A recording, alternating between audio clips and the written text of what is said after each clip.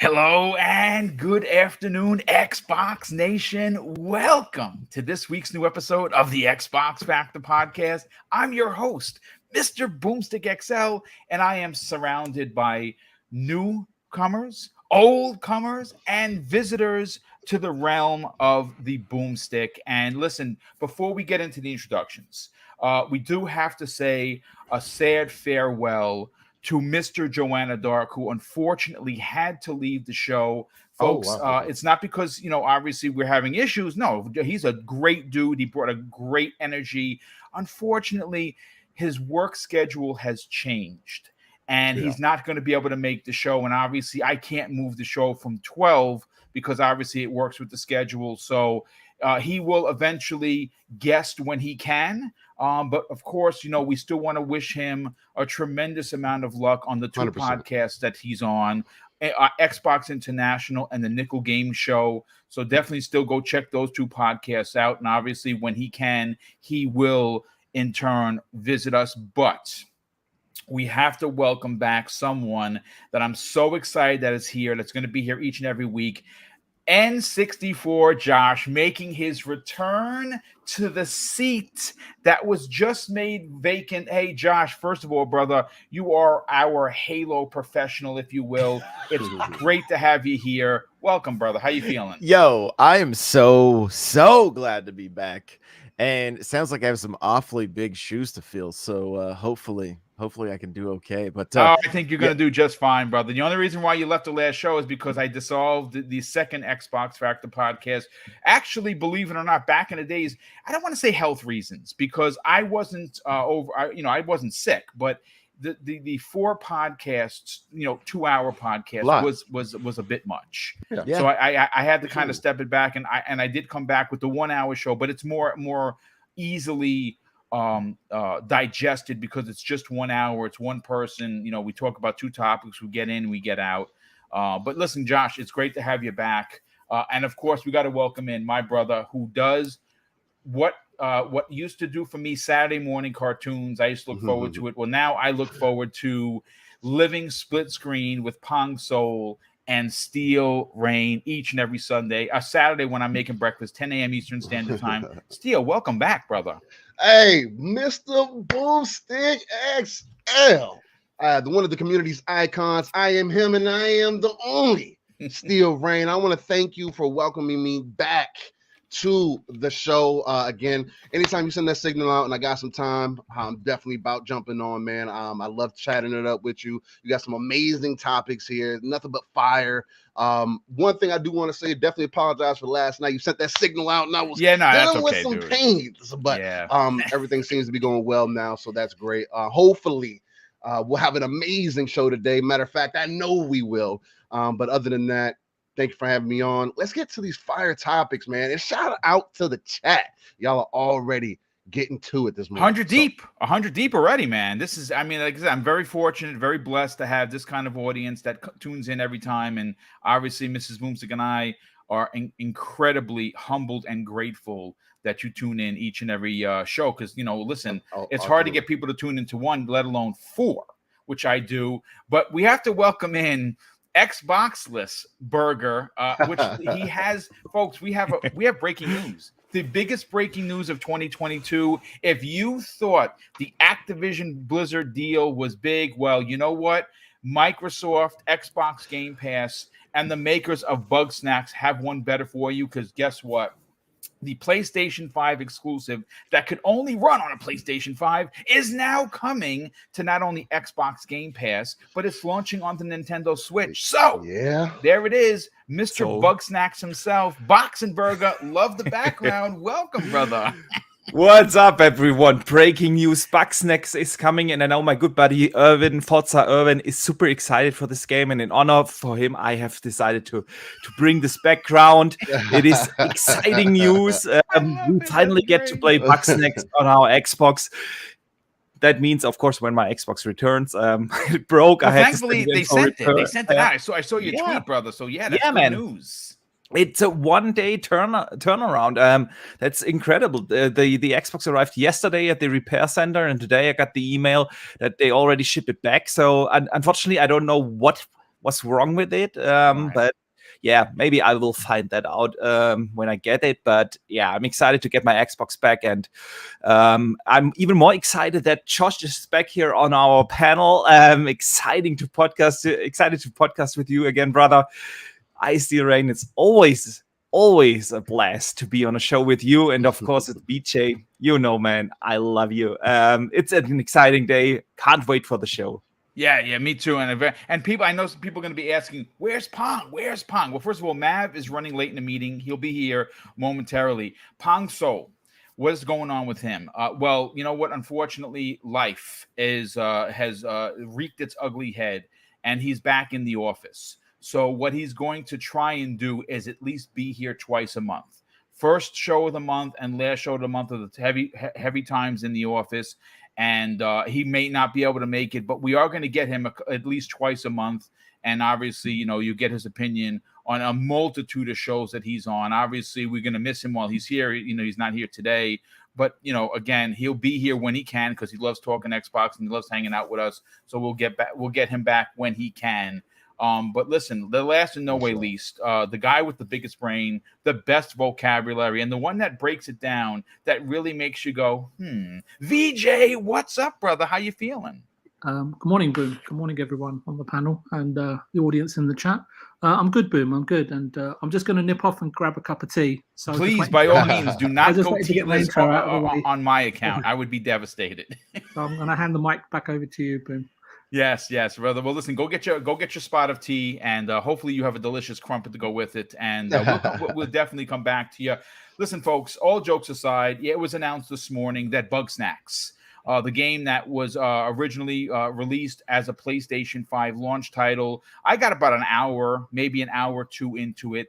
Right. I mean, is it the worst game? No, it's not the worst game I've ever played. In fact, it's actually, it gave me the Viva Pinata kind of a feel to it, which I wish would come back. I don't understand how that is not a thing in the maybe even in the mobile market. We know that Xbox has made a new edition where they're going to be making games specifically for cloud. And I think that this would be a great opportunity to bring that particular IP to cloud because, like a lot of the mobile games, it could look really good, but doesn't need a whole bunch of horsepower to run. And so I'm hoping that happens at some point. But let's reel this back into Snax. It's coming to get Xbox Game Pass, and I think that's a monster move. And I say that to say that, listen, the game didn't sell like gangbusters for Sony, right? It's a new IP. It's an IP that some people would dig, but I think you're going to get a lot of eyes on that in Xbox Game Pass. Again, not the biggest story of the day, but we will spend 5 minutes talking about it. Let's start first with Steel Rain. Steel Rain. Oh yeah. Again, maybe not a game for you, not a game for me, maybe not a game for anybody on this panel, but a game for someone. And Xbox Game Pass, well, it's going to find an audience because there are 25 million subscribers, potentially more. Right. I mean, the thing about Snax, again, we always want to get those varying titles that just offer variety, if anything. Yeah. No, again, like you said, it doesn't have to be at the game for you. It doesn't have to be a game for me. It doesn't even have to be a game for anybody on this panel. But it is for somebody. I know the one thing that people want more out of Xbox is more kid-friendly games. Yep. And I mean, to each their own. I mean, again, I grew up with Sonic, Crash, Spyro. So of course we want to get more of those. And this could be a good example of that. Again, from one of the numbers that I'm seeing, I don't know, it doesn't even look like the game was able to hit 2 million. And that's unfortunate because I've heard the game is actually pretty decent. So it's one of those things to where if the game can get a second iteration, if it is decent enough, if people can then get into it, that's going to be a wonderful thing. But the only thing I feel like is a missed opportunity for Sony, at least on their side of it and everything, is that the fact they don't have a subscription service that they want to put these types of games in, at least not yet. We got some things peeking over the horizon, but we don't know how that's going to end up working out yet. So it's funny you say that, Steel Rain, and this is not a topic. Obviously, this is just off the cuff because this is something that you and Pong are normally used to. You guys don't follow a specific pattern. You guys just, hey, listen, we're going to talk about video games and we're going to have an honest conversation. isn't it pretty ridiculous that Sony's first party MLB The Show 2022 is available in Xbox Game Pass with a free upgrade to Series S and X on the Xbox service. And Sony, even though they don't have the full rollout of the new PlayStation Plus, doesn't offer that to its own players via the service they currently have. Again, I know we kind of went, hey, look, here's the main path. Oh, look at that. There's a road over there. We did that with Elden Ring. Oh, look, there's another place to kill somebody. Right. I mean, but it's to your point, it is a missed opportunity. It's 100% missed opportunity for them. Yeah, no, I mean, exactly. And just to tie it back in, I mean, the biggest reason I say it's a missed opportunity is because games these days, Bugsnax is definitely a perfect example of a game that not everybody's going to invest in. Nobody knows the scope of it. Nobody knows the depth. And as easy as it is to tell somebody, hey, why don't you go on YouTube and look up a couple videos to see if you're interested in it? Sometimes that's not even enough. To when you have games like Outriders, The Ascent, and other games that people like myself probably wouldn't have jumped into unless it was in Game Pass, Tunic, even if you want to throw it in there. It's just, you start to see it's becoming more and more obvious that if you want people to at least jump in, try it out, really get the experience for themselves, you need to put it in a service like that. And like what you're speaking with MLB, it's super egregious at that point because MLB, I believe, correct me if I'm wrong, is also the only sports game that gives you that free upgrade path on one platform. Yeah, and it's the rival platform. Yeah, and that's the other thing. Again, whether I know the conversation has been in the past, whether that was more than likely it was because of MLB wanting to get more people involved and everything, but it's blatantly obvious what it does, or they wouldn't have renewed it for a second year. Well, we honestly don't know what the contracts are, but obviously it makes sense. Obviously it's working. More people are getting involved. More people are spending money within the ecosystem. MLB, for an example, just using that one, has garnered more attention than MLB has ever gotten as far as the game goes. So it only makes sense for a game like Bugsnax to come into Game Pass and really see what kind of scope or what kind of how many people it can rake in. And again, it could be another metric for the possibilities of a service like Game Pass. And that's, I think, that's the more important picture. No, I definitely think you're onto something. Listen, N64 Josh, listen, you understand what family games mean because obviously you're a big Nintendo fan. And one of the things that have, if you're going to criticize anything about Microsoft, specifically Game Pass, it is the fact that they don't have enough kid-friendly games. Now, Bugsnax may not be flying off the shelves, but it's an opportunity for someone to play a game with their kids. And there's some comic violence in the game, but there's pretty much comic violence in almost every game. I mean, Mario has been killing mushrooms for years. Yeah. You know what I'm saying? So by jumping on their heads and lighting them on fire. So I think we can get away with a good Bugsnax, but I'm actually happy to see this. I will try it again because obviously Xbox is my preferred platform, but I am interested, like Steel, to see what a service like Game Pass can do for a new IP that doesn't appeal to the masses, but there is going to be an audience. What are your thoughts, man? Boom, I think you need a sound clip or something that like shows Clark Kent jump in and pull his vest, his jacket open, and just shows Game Pass instead of. That would be kind of dope. But Warner Brothers is kind of cheesy, so they would probably. I would probably get Game Pass, man. Yeah, like with a cape and everything. Yeah, exactly. Game Pass, man. and I mean, of course, I joke, right? But at the same time, Game Pass kind of feels like the savior. We're going to talk about Guardians of the Galaxy later. Yeah, we are. And look at what Game Pass is breathing not only life into some of these games that aren't getting the attention that they may deserve, it's also maybe giving these developers a second chance to keep their studio open. Or indeed, right? And exactly. this is all really good stuff. As a creative person, to have knowing that there's an outlet out there or something that could allow me to maybe make a second game, I'm gonna be all over that, right? I mean, And I mean, as soon as I messaged somebody that, hey, Bugsnax is coming over to the Xbox and Switch, the first response, the first thing they said was wiener fingers. Remember that interview with the guy and his daughter? Not a good picture. It's not a good imagination. I mean, I know it sounds a little inappropriate, but it was a little kid talking like, and it was so adorable, right? And it gets right to your point of like yeah, more stuff for kids to do. Now, I'm not the best example of a dad when it comes to having their kids not play Halo when they're 3 because that's what I did. I put the Xbox controller in my 3-year-old's hand, and he's been a hardcore shooter fan ever since, right? I mean, he would see a spider, he'd come running out to my wife and be like, yo, I got a spider in my room, I need guns and grenades. She's like, how about we get a shoe?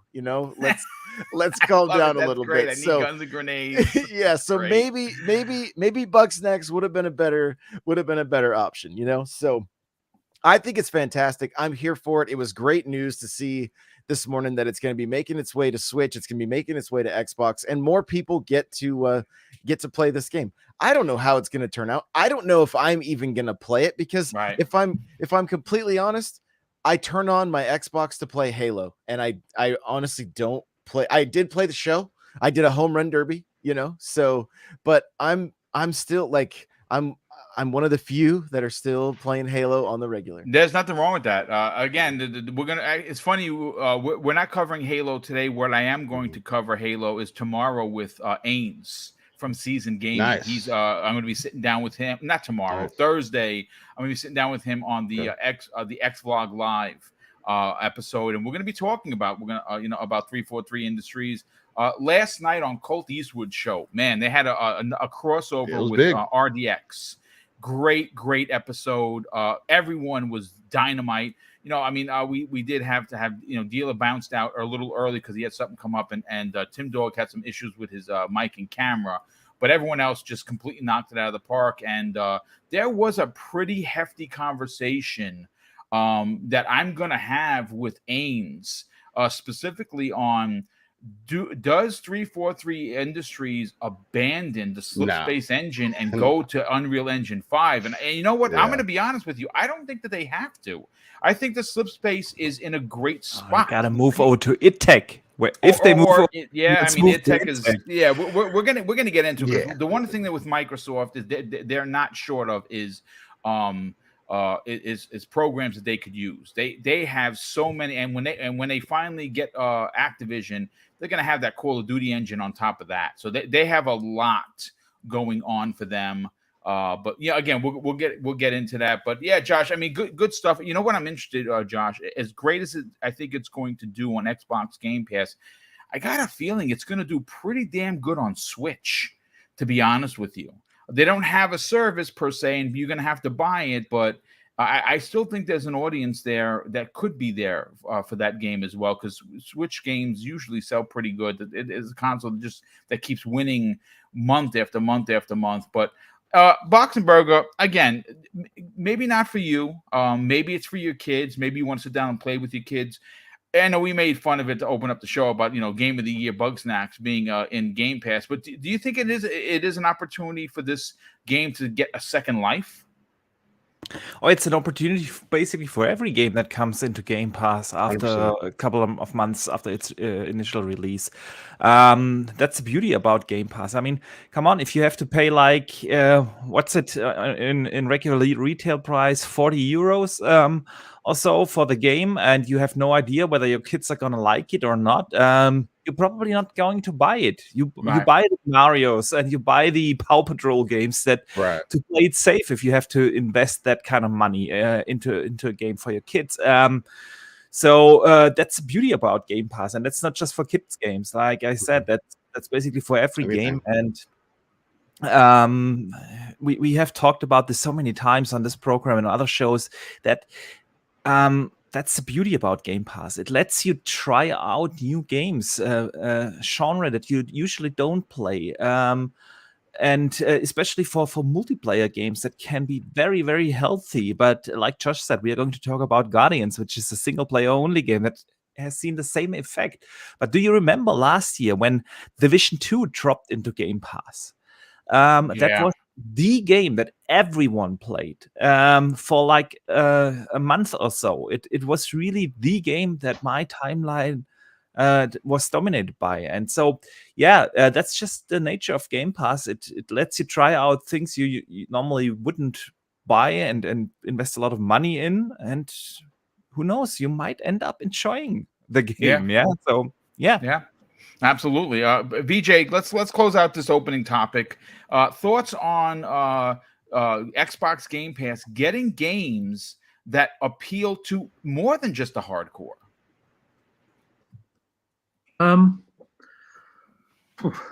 mean, I just had a quick look at Bugsnax. I recall seeing the trailer about a year or two ago or something, and yeah, there was quite a lot of activity on the social networks regarding the game.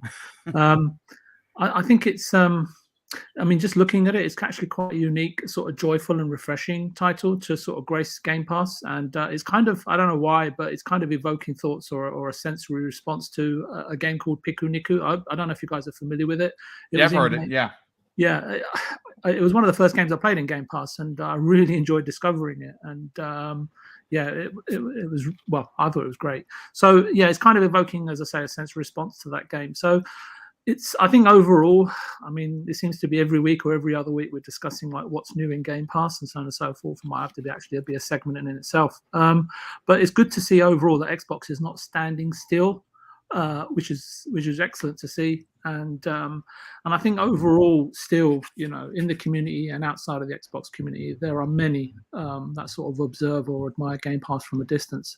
So as long as Xbox keep moving forward, I think it's only a matter of time until you have to come down from your tower or from sitting on a fence, because eventually there's going to be a game or two, and I'm speaking conservatively here, that you will want to play, and no doubt the subscriber number will continue to grow. Yeah, no, absolutely. You know what? I want to segue into a game that has found a second life. And of course, I'm talking Guardians of the Galaxy. This is a game that came out last year to incredible success via the community and the people that reviewed it. In regards to how it sold, well, it didn't sell according to, of course, Square Enix, who thinks everything sucks when they sell it. Didn't hit their internal numbers. And obviously, we have seen Square Enix do what they do best, and that is throw people under the bus that is not anyone associated with Final Fantasy. We saw that happen with Crystal Dynamics when they literally and publicly thrashed them about them not having the correct or amount of talent needed to make Avengers successful. Now, if you've played Avengers, it may not have jumped off the page for you, but what ruined that game was the microtransactions. What ruined that game was a forced multiplayer with this loot system that was broken since inception. If it would have been a simple paced by numbers Avengers game where it gave you an opportunity to use different heroes, I think it would have been great. The single player story aspect of it was fantastic. Kamala Khan, I know a lot of people are, oh yeah, they're doing what companies are doing now because they're getting woke. I don't think that was the case at all. I think Kamala Khan is an amazing character. We're going to see her later this year in her own adaptation to the MCU. I'm super stoked for it. I think that the series looks amazing. She was my favorite part of the game. I absolutely loved Kamala Khan, and not because she's a woman, not because she's of Indian descent. I just really thought she was really well acted. The actress that did her, I felt excited for her. She's a fangirl meeting the Avengers. I'm getting goosebumps just talking about it. Steele, listen, Game Pass, as we're going to get into, has been the catalyst for games becoming popular again. Right. And we have some quotes here from a few of the people involved in making this game. And before I bring you in on the conversation, I want to read these quotes. And this is what they said during an interview at the BAFTAs that happened about a week and a half ago.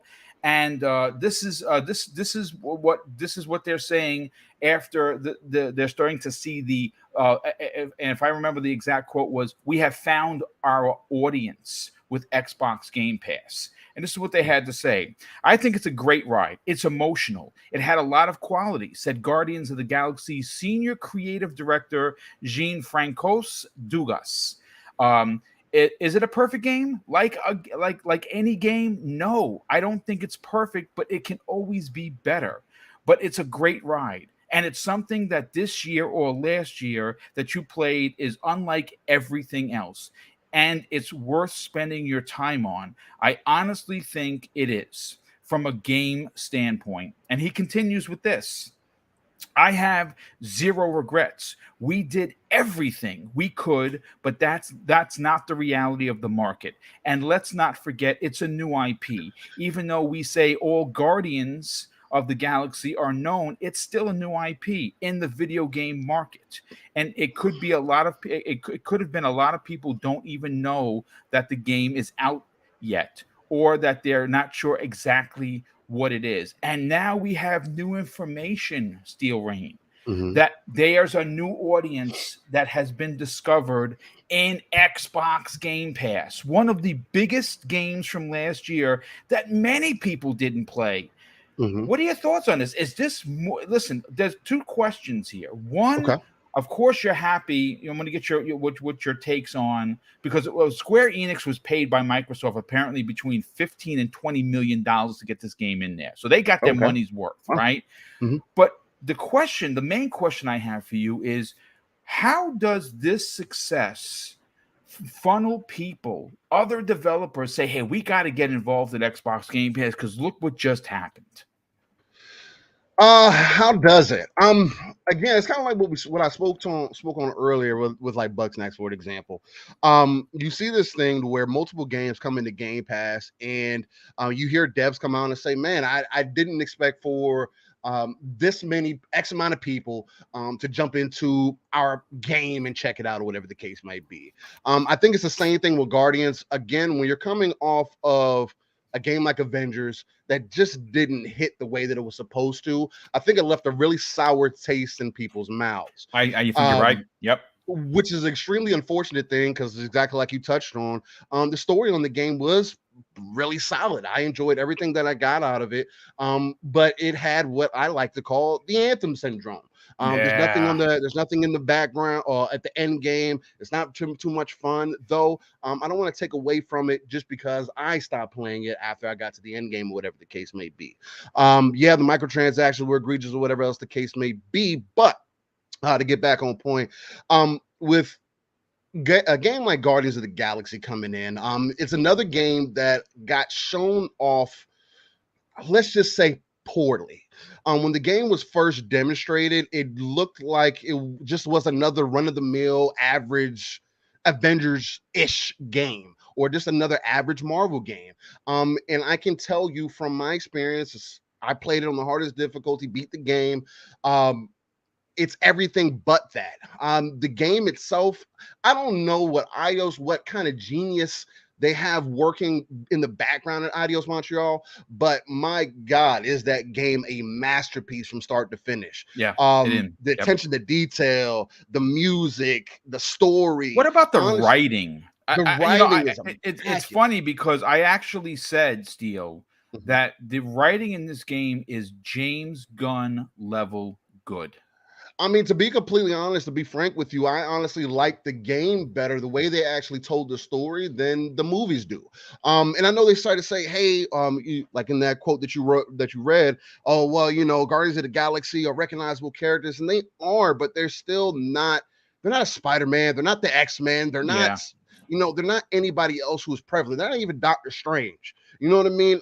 Anybody else who has that kind of sachet to really pull the crowds in.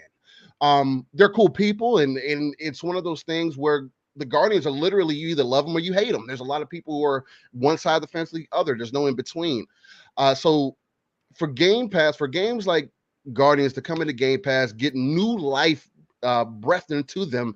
It's such an amazing thing because it just again demonstrates for anybody who's a naysayer, who doesn't understand the play or doesn't believe in the subscription service model, that it is so much more important for devs to get the upfront attention or the metrics and to see who's actually invested in an IP, so that way, either one, like I've said in the past, and again, I'm not saying, I'm not going to sit here and say like I'm the all knowing and everything that I say is the truth, but in my belief, I would rather want the 20 million people to see my game within the first 3 months versus 20 million people seeing my game in 5 years. Because at least in the first 3 months, I can kind of gauge whether we should go ahead and get started on the next game. Hey, Xbox, Sony, whoever is investing in it, we're getting this kind of attention, we're getting this kind of traction. Maybe we should go ahead and start working on this IP, on the next version or the next iteration. That's one thing that bothers me the most about the whole, let's get all the sales that we can. Let's wait 5 years to get 20 million copies sold. My biggest problem with that is that it's taking too long, and too many people have come out and stated that the current model just isn't working. And Guardians is a perfect example of demonstrating that. Why continuously do what you've always done and expect something different? That's the definition of insanity. So that's just that's just me. Again, I think it's just an amazing thing to continuously see games come into a subscription service like Game Pass that offers you so much variety, so much just bang for your buck, and then also just gains more attention for the devs and everything else in the back. And I think it's an amazing thing. And hopefully this leads them on a path, because I don't know what Square Enix has got going on. I don't know what they're smoking on, but they're, like me and Pong have talked about it on the Saturday show. And if, like you have mentioned here, they treat their Western divisions like an ugly stepchild. Like they don't really that's a want great to represent them. And even Pong has said it seems like more so they just use them as fodder. Hey, you can make this money, and then we're going to do this other thing. Well, it's interesting because I've been banging a drum. Now, we know people from Microsoft listen to the show. I actually have that confirmed because Larry Herb actually told me that, which is pretty cool, to be honest with you. Right. One of the things that, if anyone's listening and has Phil's ear, that I want to see happen, and I'm going to will this into existence, if you will, is I want to see Crystal Dynamics become first party, but I also want Eidos Montreal to become first party, because obviously we did hear that Crystal Dynamics, after Avengers, did pitch 3 projects that were turned down, and thankfully enough, they have now are the lead devs for Joanna Dark's return. So I'm super excited for that.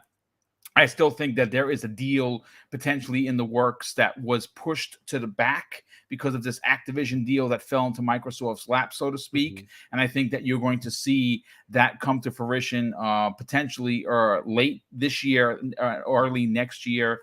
I would even go one further. I'd love to see Microsoft take on the Tomb Raider IP, buy that from Square Enix.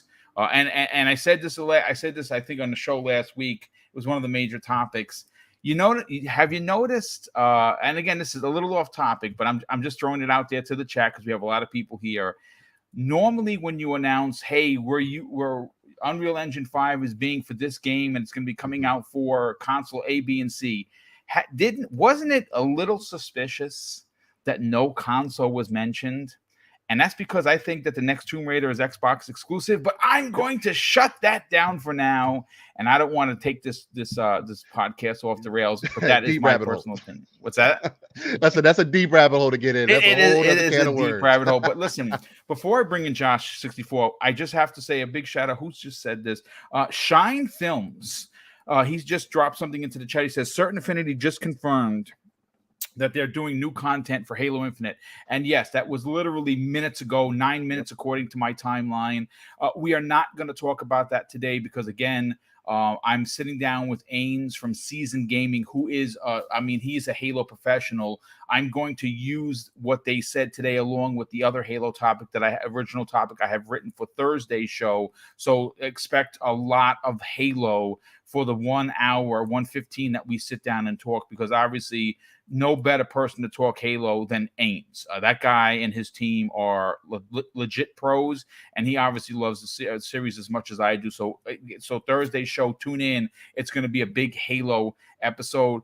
Josh, before I get to you, brother, I got to catch up on some of the super chats. First of all, the first one of the day comes to us from Elemental Pio, good friend of the show. And he says, the Ascent made it to PlayStation 5 too. Who got the better limited exclusive, Bug Snax or the Ascent? And I would say, of course, the Ascent was dope. Yeah, the Ascent was 100%. really good. I played with my brother, and I beat the hell out of the game. That game was really, really good. We have another super chat coming in from our generous friend of the show, Drawn TJ, who we got to get on one of the upcoming episodes. I think he's going to be on Primetime Gaming on a future episode, so we're going to get that done. He says, hi, guys. When does the expansion for Forza Horizon come out, and what is it? That's what we're going to talk about next. We don't know what it is. We don't know when it's coming. I would imagine it's this year, and we're having a pretty big debate behind the scenes of what we think it should be. I'm gonna, like I said, I'm gonna be selfish and you know what? I don't want to go down that rabbit hole because we're still talking about this, but I'll give you my thoughts momentarily when we get to that for topic number 3. We have an additional $10 super chat from Drawn TJ. He says Microsoft can choke out Sony by making COD a 3-year development cycle and make it a 3-month exclusive to Game Pass, then goes to PlayStation. Sorry, I'm messy. I don't listen. Look, I've said this before. We talked about it last night. The addition of COD in Xbox Game Pass completely changes the conversation. I am telling you right now, Sony is in trouble and they know it. Okay? Because when COD comes to Xbox Game Pass, a new COD, I'm not talking about Warzone. I'm talking about a new Call of Duty. Game Pass, $15 a month versus $76.43 for your PlayStation 5 game. People, the casuals, the normies, the ones that won the war for Sony that they don't recognize last gen, 85% of the 115 million consoles were people who bought more than one. My brother and I are good for 8 by ourselves. Damn. Okay, 4 each.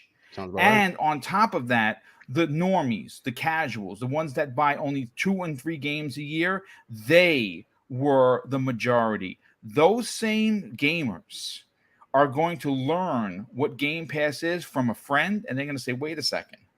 Are you telling me that Call of Duty, I only have to pay $15 a month and I'm playing this game? And they're going to say, yeah, $15 plus you get to play all these other games. I'm selling my PlayStation. I am telling you.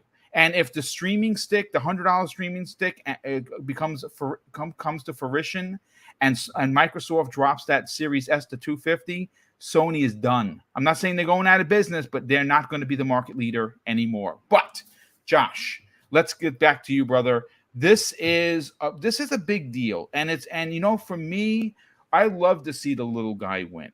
I absolutely do. And I'm happy to talk about Guardians of the Galaxy, not only because it's an amazing game that you should play, not because it's an Xbox Game Pass, and it's probably, it could have been your game of the year. For anyone that didn't play, it would have been your game of the year. That's how damn good it is. But to see the studio that was kicked to the curb publicly by Square Enix about the sales, to hear the excitement from the developers saying that, yeah, we just found our audience through Xbox Game Pass. What does that say to people that are thinking about maybe bringing their game to Xbox Game Pass? Oh, it says it should be there for sure. There's no question.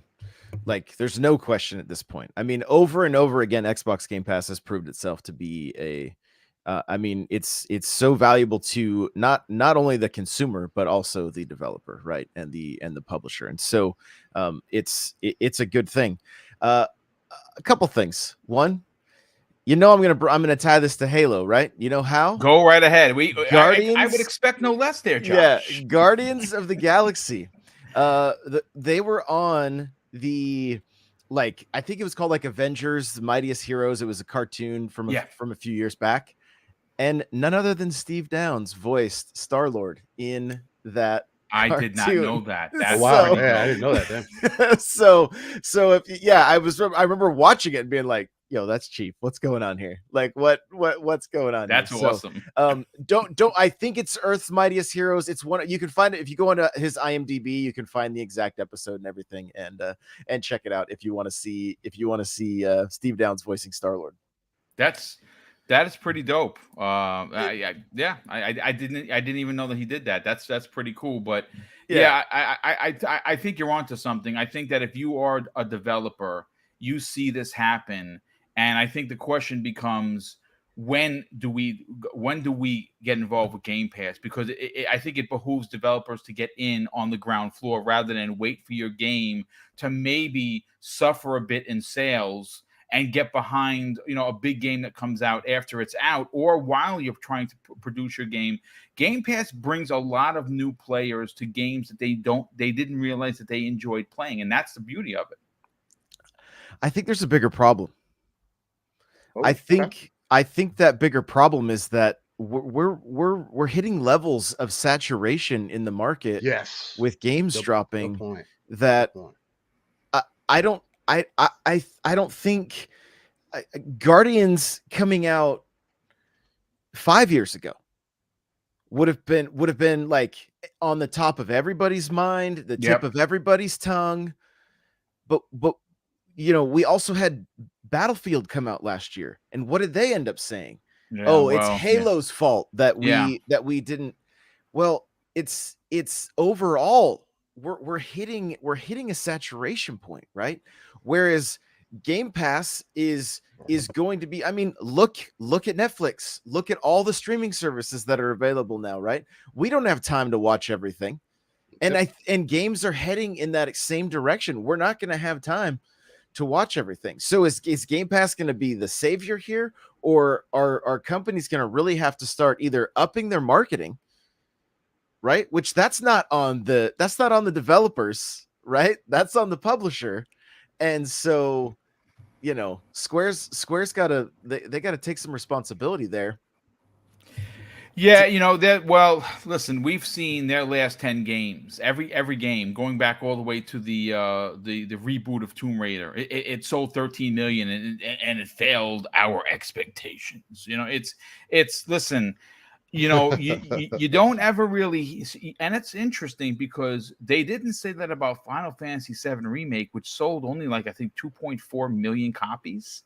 It didn't really even sell that many copies, which is surprising.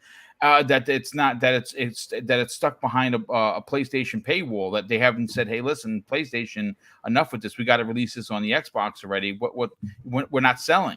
So I listen, that's between them. But you know what? I think you're right. I think the saturation aspect might have to do with the pandemic, because we had so many delays and we continue to see those delays. So what winds up happening is, it's like a smorgasbord of games. There's only so many months in a year where you're going to put your game, because you're going up against AAA banger, this one or that one.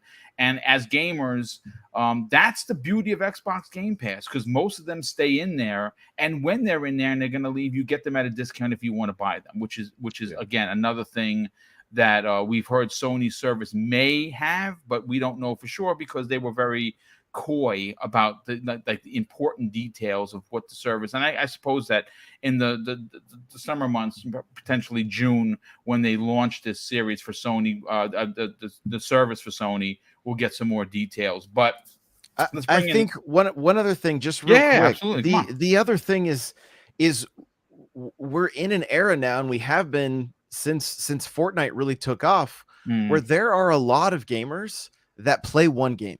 And indeed, and they play battle pass after battle pass, or they play like they just focus on that one game competitively. And that's and I think that's more and more. I mean, I talk to a lot of gamers that are like close to my age, right? Mm-hmm. And they're interested in checking out multiple games. Mm-hmm. But when I talk to people 20 years younger than me, they're like, yo, I'm into Fortnite. I might play a little bit of like they kind of bounce between. And this isn't ever like I'm speaking generally, right? But looking at like just my son as an example, or both of them, they bounce between like 3 or 4 shooters, and that's it, and a lot of them are games as service games, or that kind of have the appearance of games as service games. I'm looking at you, Destiny. And so So that's also another thing where there's not the interest that there used to be. I mean, games used to be. I mean, think about Halo back in the day. Think about Call of Duty back in the day. Like, we would show up at midnight releases at GameStop, and it was lines and lines of people. It was a party going. I used to play. I used to go. GameStop used to have me come out and do live music during the launches of some of their games, right? Like, of some of these big events. That doesn't happen anymore. No, unfortunately, it's a much different era, because digital has basically taken that. I mean, again, there are still midnight launches for sure, but there's no. I mean, I remember standing online for what was it? Which Grand Theft Auto? Me and my brother, they were handing out razor blade keychains. It was at Dragon's Den in Yonkers here. In New York, I think it was Vice City. That's what it was. We stood online after midnight and the line was it was what you expected. There's 1,000 people deep trying to get this game, and as you know, the first 100 people, we were there early because we waited for hours. It was ridiculous that we got this game, and they're handing out razor blade keychains. They weren't real razor blades, obviously, but it was the giveaway that Rockstar had. So it was, I definitely miss those days, but. This is a big win. It's a big win for Square Enix, and honestly, I don't care about Square Enix. I care about Eidos Montreal, because they're the ones that made this game, and they were treated like second-class citizens, even though they made an absolutely AAA level, Game of the Year level. As a matter of fact, Guardians of the Galaxy won our Game of the Year in our group. And then we do say, again, it's nerdy, but we do it every year. It's me and my brother and our two friends that we worked in Funkoland back in the days with, and we get together every year. And every year we have our, Game of the Year dinner. And obviously we do it virtually now because of, COVID and everything. But Guardians of the Galaxy won our Game of the Year, our group Game of the Year. That's saying something. It's a game that moved a lot of people's needle. Boxenberger, this is a game that you played. This is a game that we're seeing a lot of people talk about, and it's still getting, it's trending on some days on the socials since it's been an Xbox Game Pass. What does this say to developers that may have a game that they don't know can compete against other games? Are you putting your game in Xbox Game Pass? Oh, you're muted, brother. Okay. There you go. There I am. Okay, yeah, it's a great question, and I don't think you can always just answer this with a yes. Bring it to Game Pass, because it really depends on the type of game. Of course, every kind of multiplayer game or games as a service game is definitely benefiting from an immediate release in Game Pass, because in these games it really matters how big your player base is. This isn't necessarily true for a single player game like Guardians. I think this is a great example where you launch a couple of months after your release into Game Pass to get that second wind and bring these gamers in that are on the fence. This is the one side, but the other side is always the viral thing. This Game Pass effect that I always talk about. It's this excitement of gamers on social media.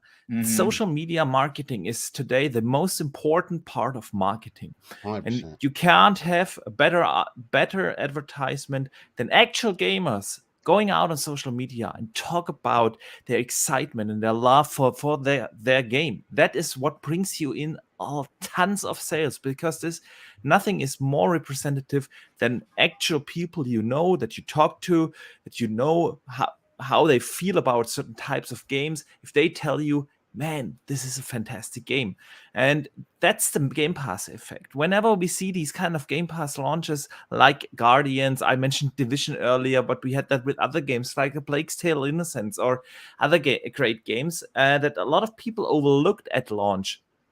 And suddenly it came to Game Pass. People were excited on social media, posted their screenshots, their video clips, whatever.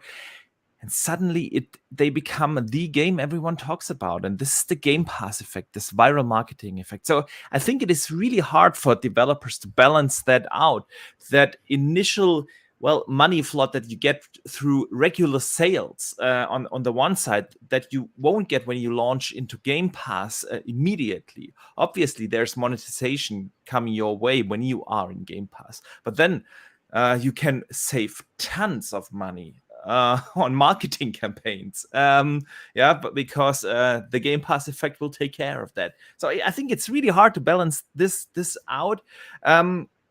But in general, if a developer or a publisher is gonna treat a game like Guardians, which got literally zero advertisement from the company, you could really tell that Square did not stand behind this game. Oh no, they put this game out to pasture right from jump. It's gross. It is, and what's interesting, and I want to let you continue, but Kirby Louise, who obviously is a friend of the program, he's a developer. He drops a $10 super chat and he says this, Boxenberger: Square Enix has no right to be accusing studios of lack of talent when Digital Foundry recently discovered their PlayStation 5 version of Chrono Cross remastered has lower performance than the PlayStation 1.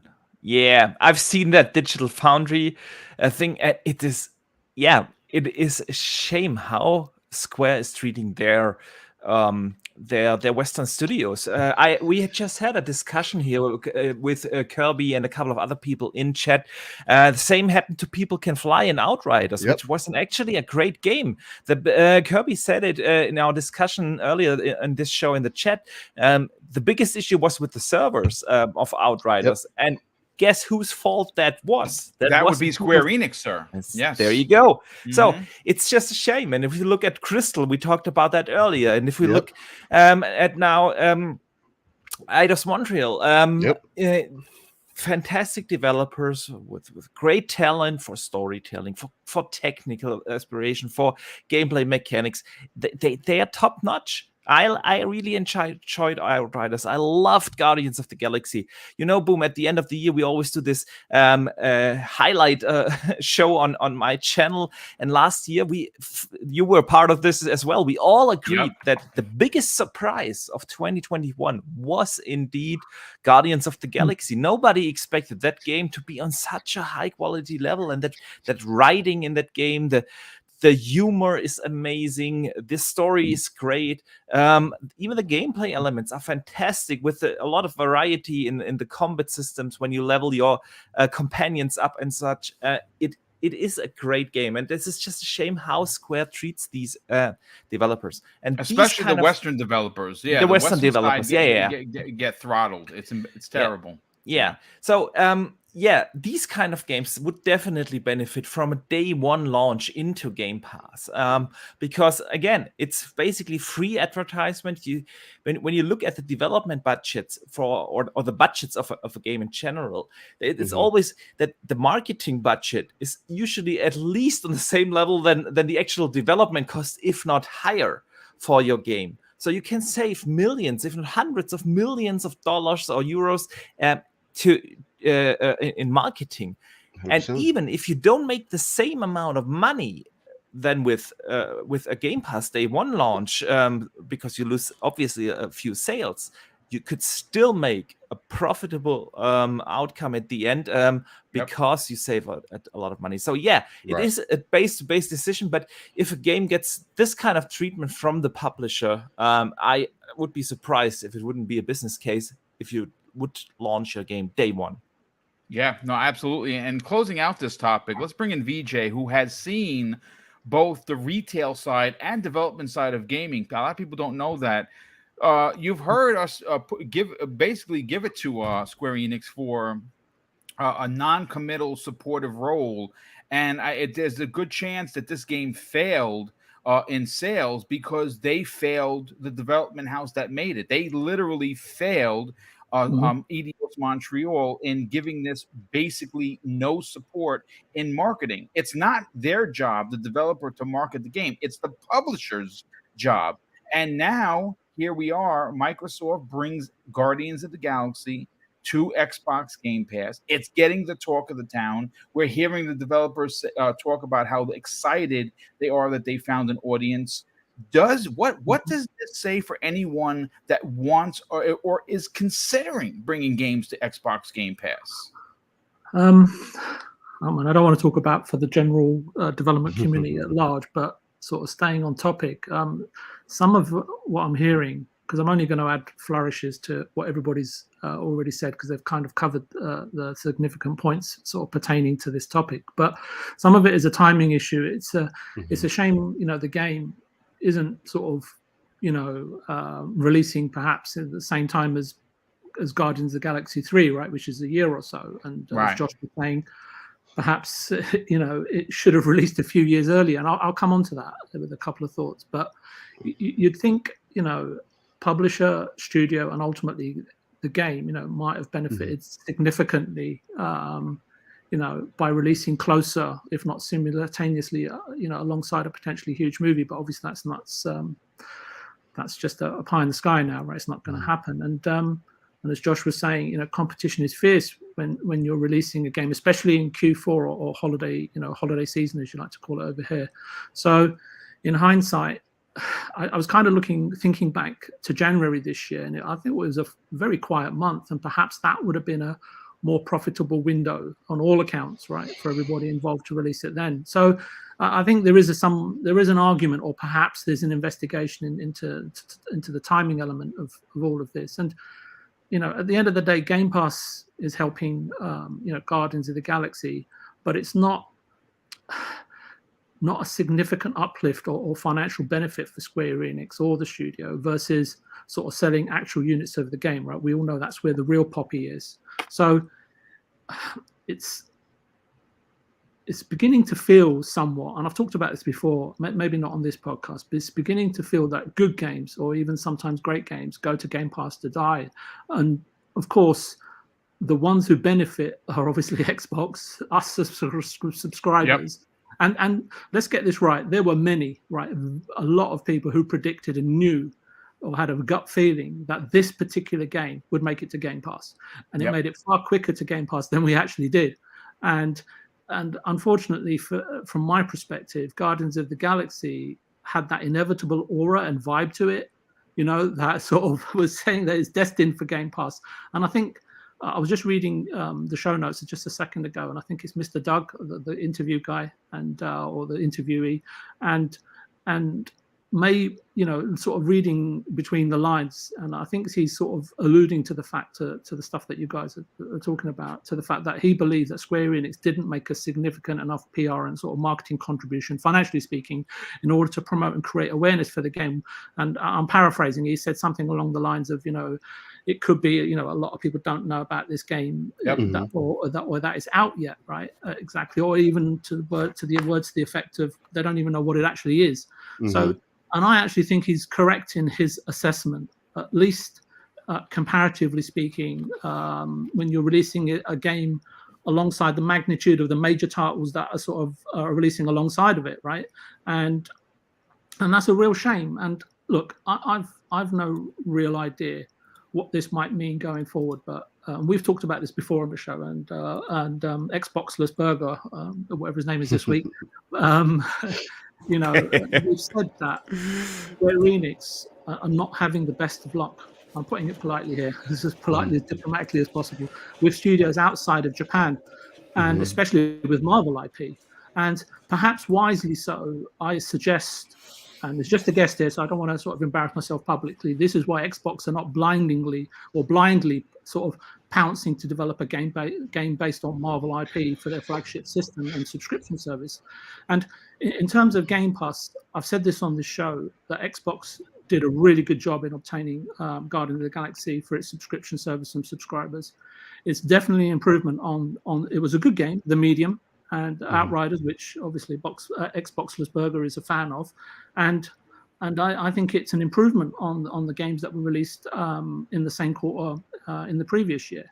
And I think I heard a number, 15 to 20 million, if that's the number that Xbox might have or purportedly paid. And I think that's a trivial number when you look at how much that game costs to make. And even if the marketing was sort of insignificant, in comparatively speaking, $20 million is not a huge number. And especially if you look at the revenue that Game Pass generates quarterly, and sort of just finally adding a brick or sort of a decorative touch to N64 Josh's point in regards to sort of saturation.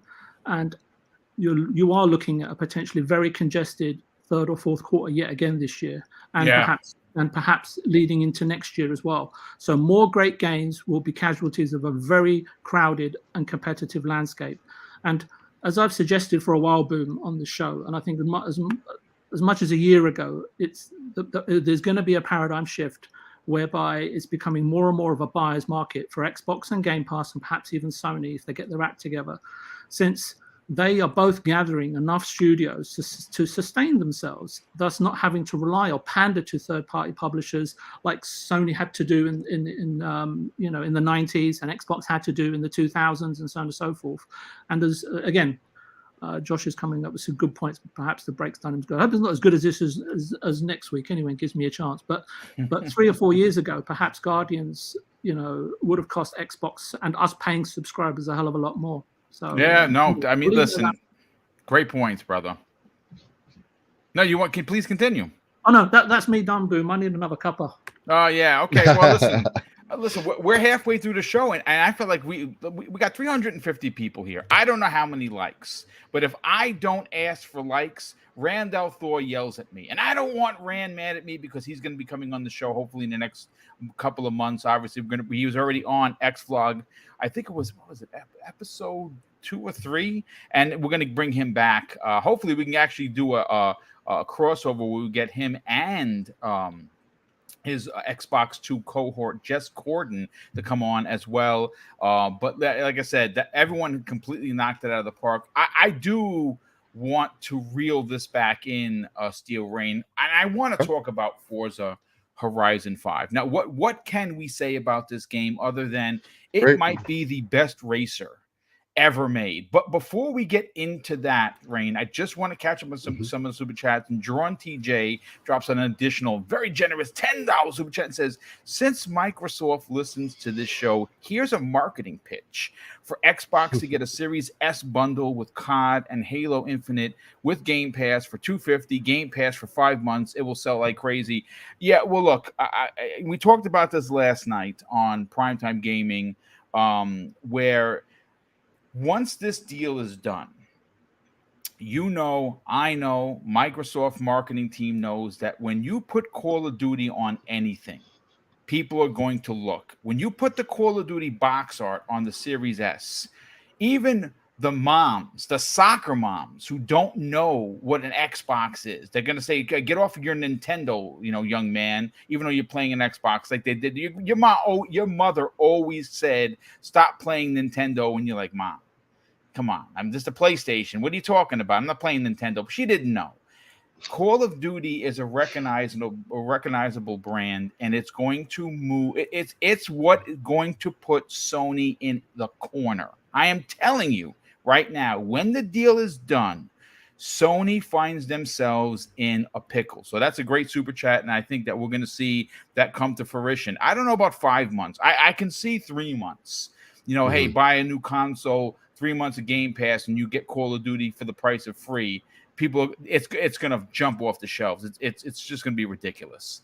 Let's see what other super chats have come in. Let me see. Hold on. Let me find them. Steel threw them in there. Okay, yeah. So I'm up to date, I believe. Yes, yeah, I'm up to date. Okay, so listen, Steel. Let's talk Forza. Forza, by my accounts, man, this is my personal opinion.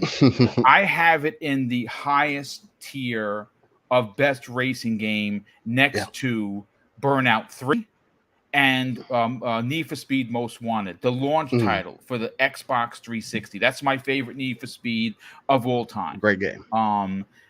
Well, what has Playground Games done? Well, they have delivered one of the best racers in a decade. I would dare say that they set the mark, the mark or the bar for all racers, which is why so many people like myself looked side-eyed at Polyphony Digital, who dropped that abomination known as Gran Turismo 7, or should I say Gran Turismo Microtransaction 7, onto the PlayStation fan base. It's a game that I wouldn't pay $70 for. I don't even think the game was worth $20, to be honest with you, because they are clobbering you with making you spend money. But reeling it back in, we got to talk about the what people have been waiting for. Now, they did recently just drop a ton of a huge update for Forza Horizon. Now, I have the list in front of me, and it's a stacked deck. I don't have, this is not a 5-hour podcast like Steel is used to, so we're gonna just kind of pick and pick a few of the things out here. They definitely updated the stability and performance improvements. They improved the save flow for weekly Forzathon to reduce chances of any progression loss. That was a big complaint. They updated the string for car voucher to be more specific about what its function is. They updated the seasonal event map pins, matching the seasonal PR stunt pins as well. They also updated the drivetrain swap mode for the Ford Mustang Mach-E. They added low-res mesh under the world to improve the visuals when world chunks drop out at a high altitudes. So they did a bunch of things, making this game, if it could get any better, actually even better. But that's actually what we're not here to talk about. The update is great. The game is, well, it won awards all over the place because it deserves it. But that's not the question that I have for the panel, nor the near 400 people that are here. We want to know what the next expansion is. What is that going to be? When are we going to get it? Now, I've said this in the private, the green room before we went live. I'm going to be a selfish kid here.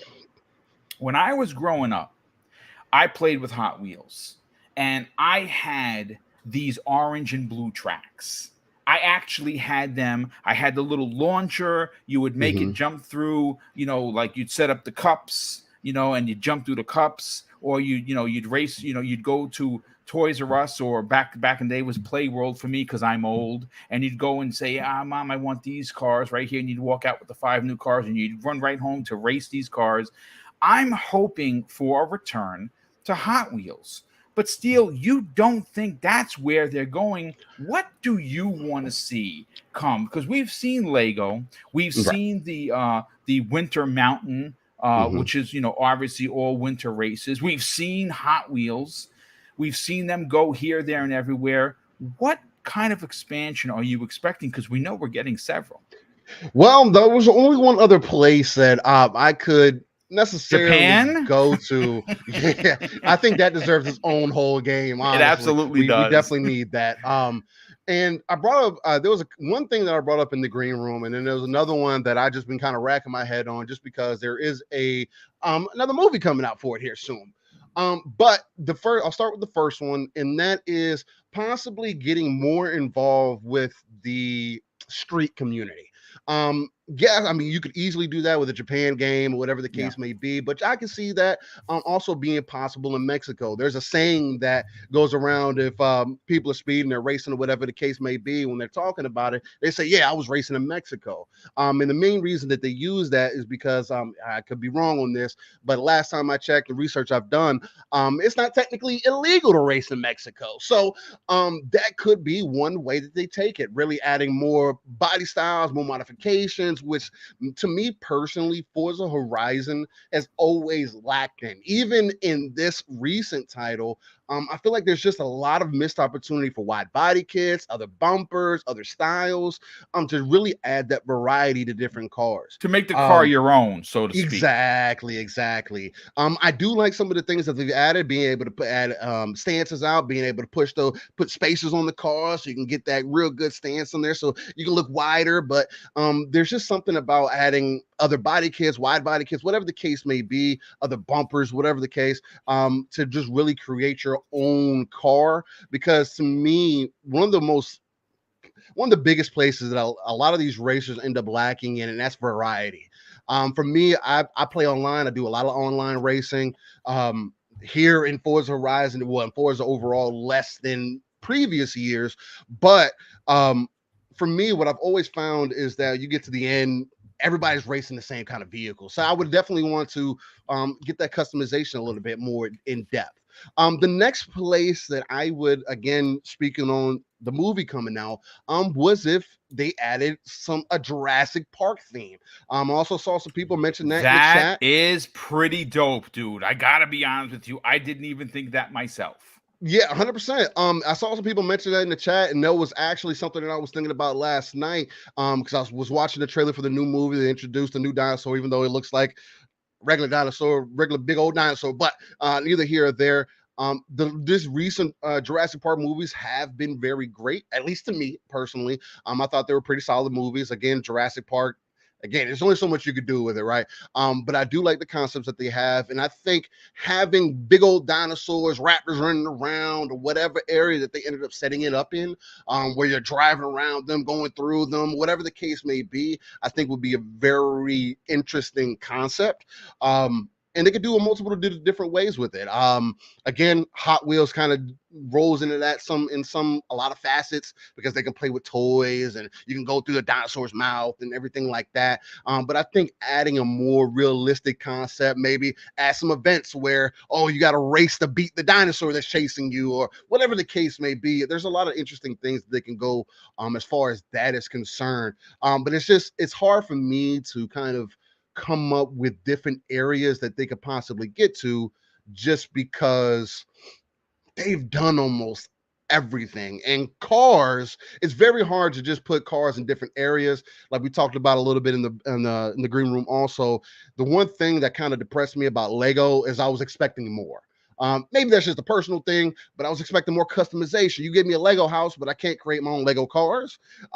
You give me 5 cars that are Legos, and you give me this map, and that's really it. I was expecting a little bit more cars, more variety, to really take advantage of that setting. Because I mean, the whole point of Lego is the possibilities are endless.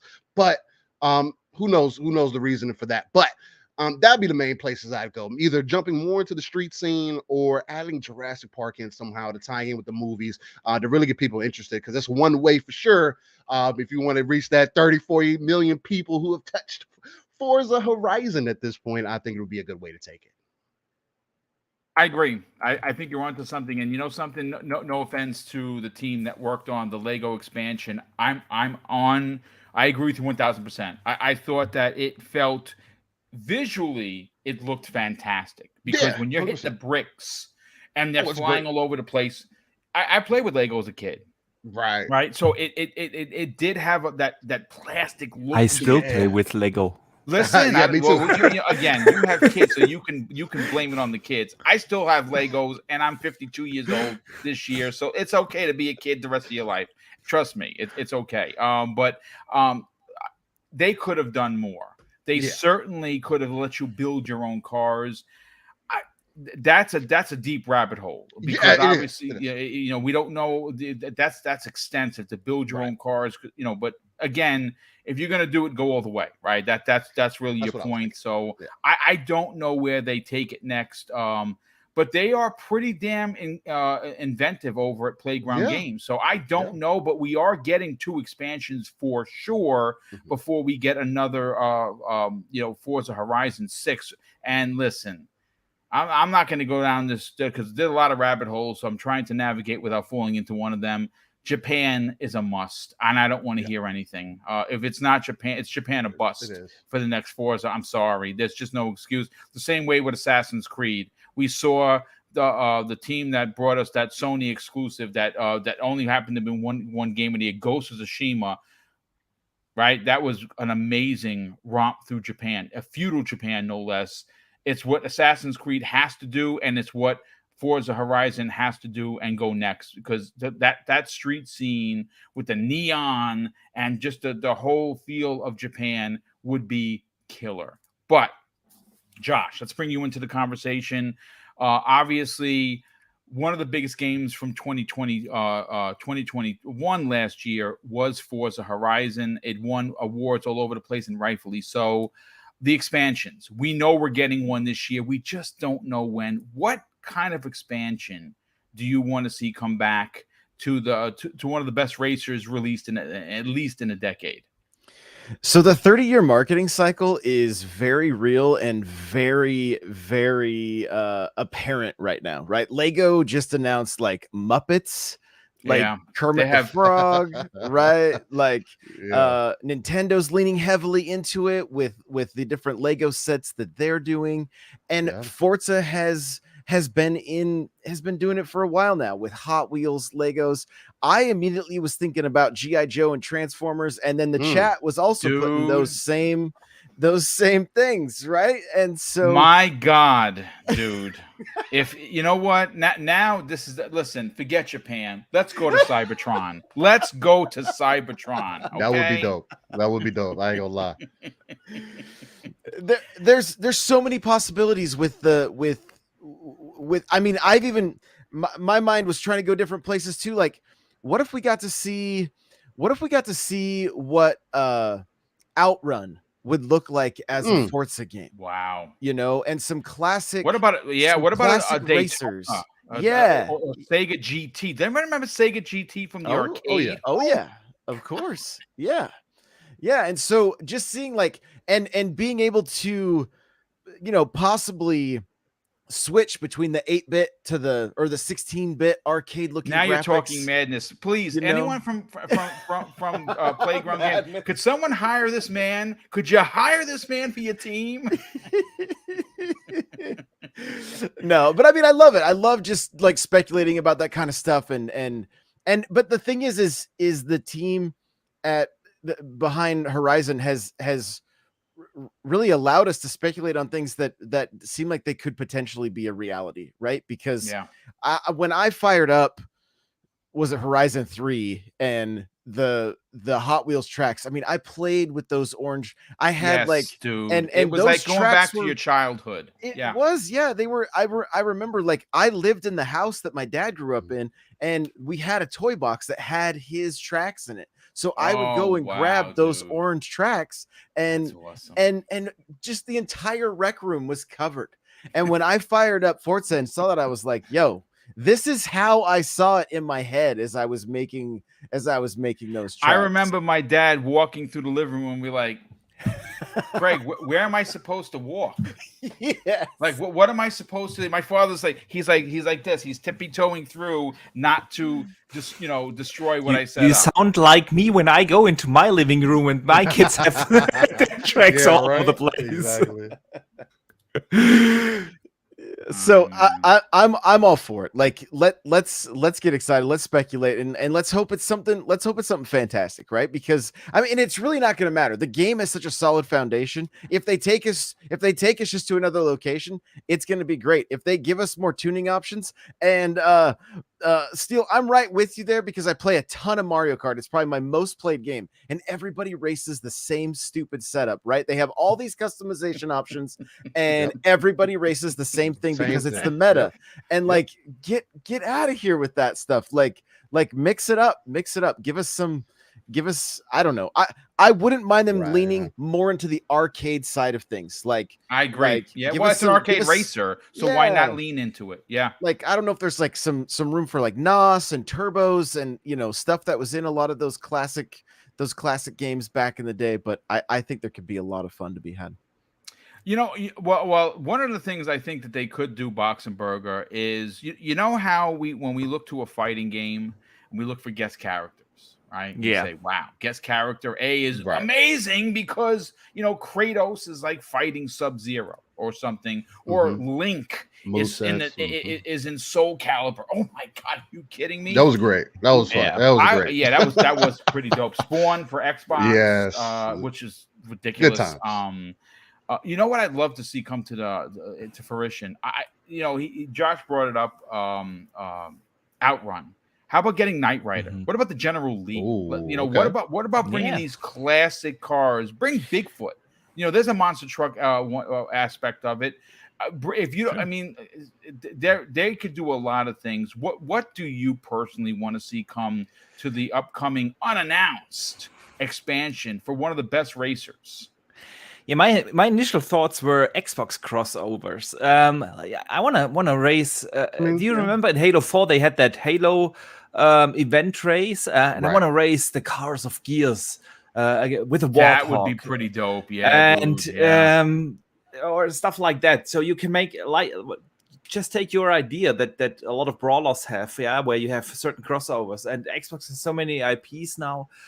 They could do that. They could also touch on a beloved IP that many want to see return, and that is Project Gotham Racing. They could Oh make a hell yeah, DLC dude. in that That'd be dope. mindset. But I also want to talk a little bit about the when of this, because last Thursday I had Randall Thor on the World of Gaming, and we talked a little bit Great about... episode, by the way. Excellent Thank you. episode. Thank you. It was definitely, Rand is always fantastic. And he brought up a great point, not in relation directly to Forza, but in general, that Xbox sometimes has this issue with keeping their momentum. And we discussed this quite a lot. And I thought immediately when you wrote that topic, more important than which setting they are using is when do they bring that DLC out? Because Xbox is losing right now a little bit of momentum. If you look at 21, if you look at 21, they had an amazing year, especially the second half. There were back-to-back games coming to Game Pass. They've been nominated as the highest rated publisher in 2021. Actually, the highest rated publisher ever on Metacritic. And this was a fantastic momentum. And now they have nothing. For the first 8-9 months, they have literally nothing. A couple of the ones that were supposed to be in the Xbox Game Pass, specifically Stalker 2 was going to be a big one. Yeah, was delayed. And then, obviously, but from the first-party point of view, they literally have nothing. The rumor is out there that Blake's Tale is going to launch day 1 in June, but that's just a rumor. But, so from first party perspective, they literally have nothing. Halo is right now. Yeah, I don't want to speak about it. I'm always getting angry. How can you treat the best franchise you have, your biggest popular franchise, like this? This is ridiculous. And now Xbox is just in this space. So, and if you launch your DLC in the third or fourth quarter of this year, that's not when you need it. At that time, we have tons of third-party releases coming out. All the big AAA third-party releases are going to come out. And Xbox has a lot of first-party content coming themselves with, of course, Starfield, but also Redfall, and so on. And probably Forza Motorsport. That's not when you need a Forza Horizon 5 DLC. You need it. You would need it in the summer. It would have been great for the summer. Right now, in the next couple of 2 months. So in May, in June, that's when you need that DLC. Because then it would generate a lot of buzz, and it kind of would bridge that gap that they have. So for me, it's more important rather than having I don't know, a Lego or I don't know, this Xbox crossover or Project Gotham setting or whatever. I want to know, when does it come out? Yeah, no, you're right. Because I kind of feel they need it right now. So yeah, you know what? Listen, I think Boxenberger's onto something, and this is not taking a dig at Microsoft. Listen, I give it to Sony and I give it to Nintendo. I'm going to give it to Xbox because on this channel we are truthful and honest. And right now, Microsoft is doing some things in the Game Pass realm, which is getting us to talk about Guardians of the Galaxy. We've seen a few other big ones in there. Tunic was a day-and-date drop, which is pretty awesome. But yeah, they are kind of losing. I mean, are they losing where no one cares? No, people still love Xbox. It's selling like hotcakes, especially because you can find a Series S where you can't find a PlayStation 5, digital or physical for that matter. But the bottom line is he's onto something. You cannot load up the last 3 months of the year and expect that to be good. You need a steady spread flow, spread it out for 12 months. And like I said, I think we're going to start getting that next year, but we're not in next year. I agree. I want to make that clear. I agree 100%. I think that with this holiday season, with Redfall and Forza and especially Starfield, Xbox is going to stop having these large gaps. In 23, they are packed with games, and I would be surprised if they do again an all only fall holiday season release kind of year.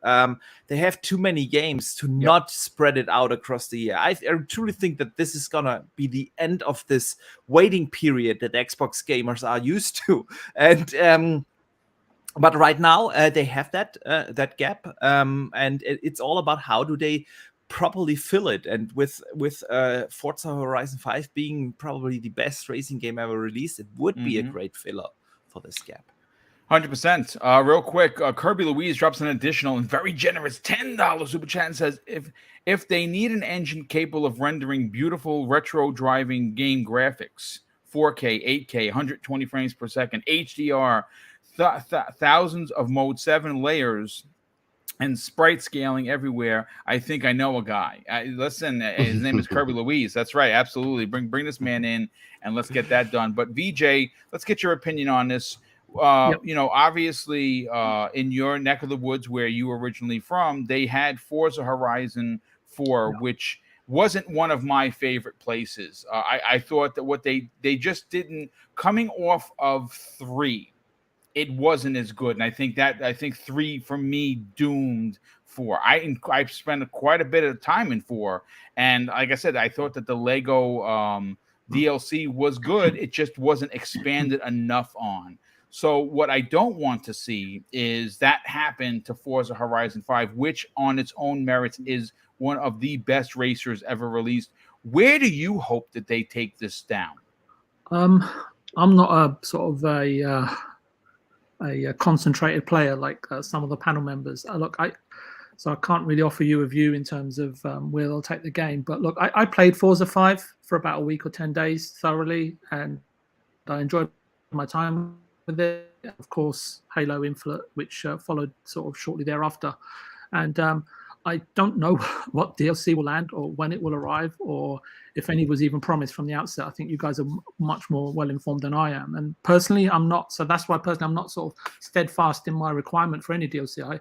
I thought the base game set in Mexico was great, but I think I'm. You mentioned something, Boom, and I think I'm someone who's like perhaps a light user or a light Forza player. So I will engage with Forza again. You know, sort of once it sort of brings the, how can I put it, the bright cities and quaint districts and many beautiful regions of Japan to the fore and for us to enjoy.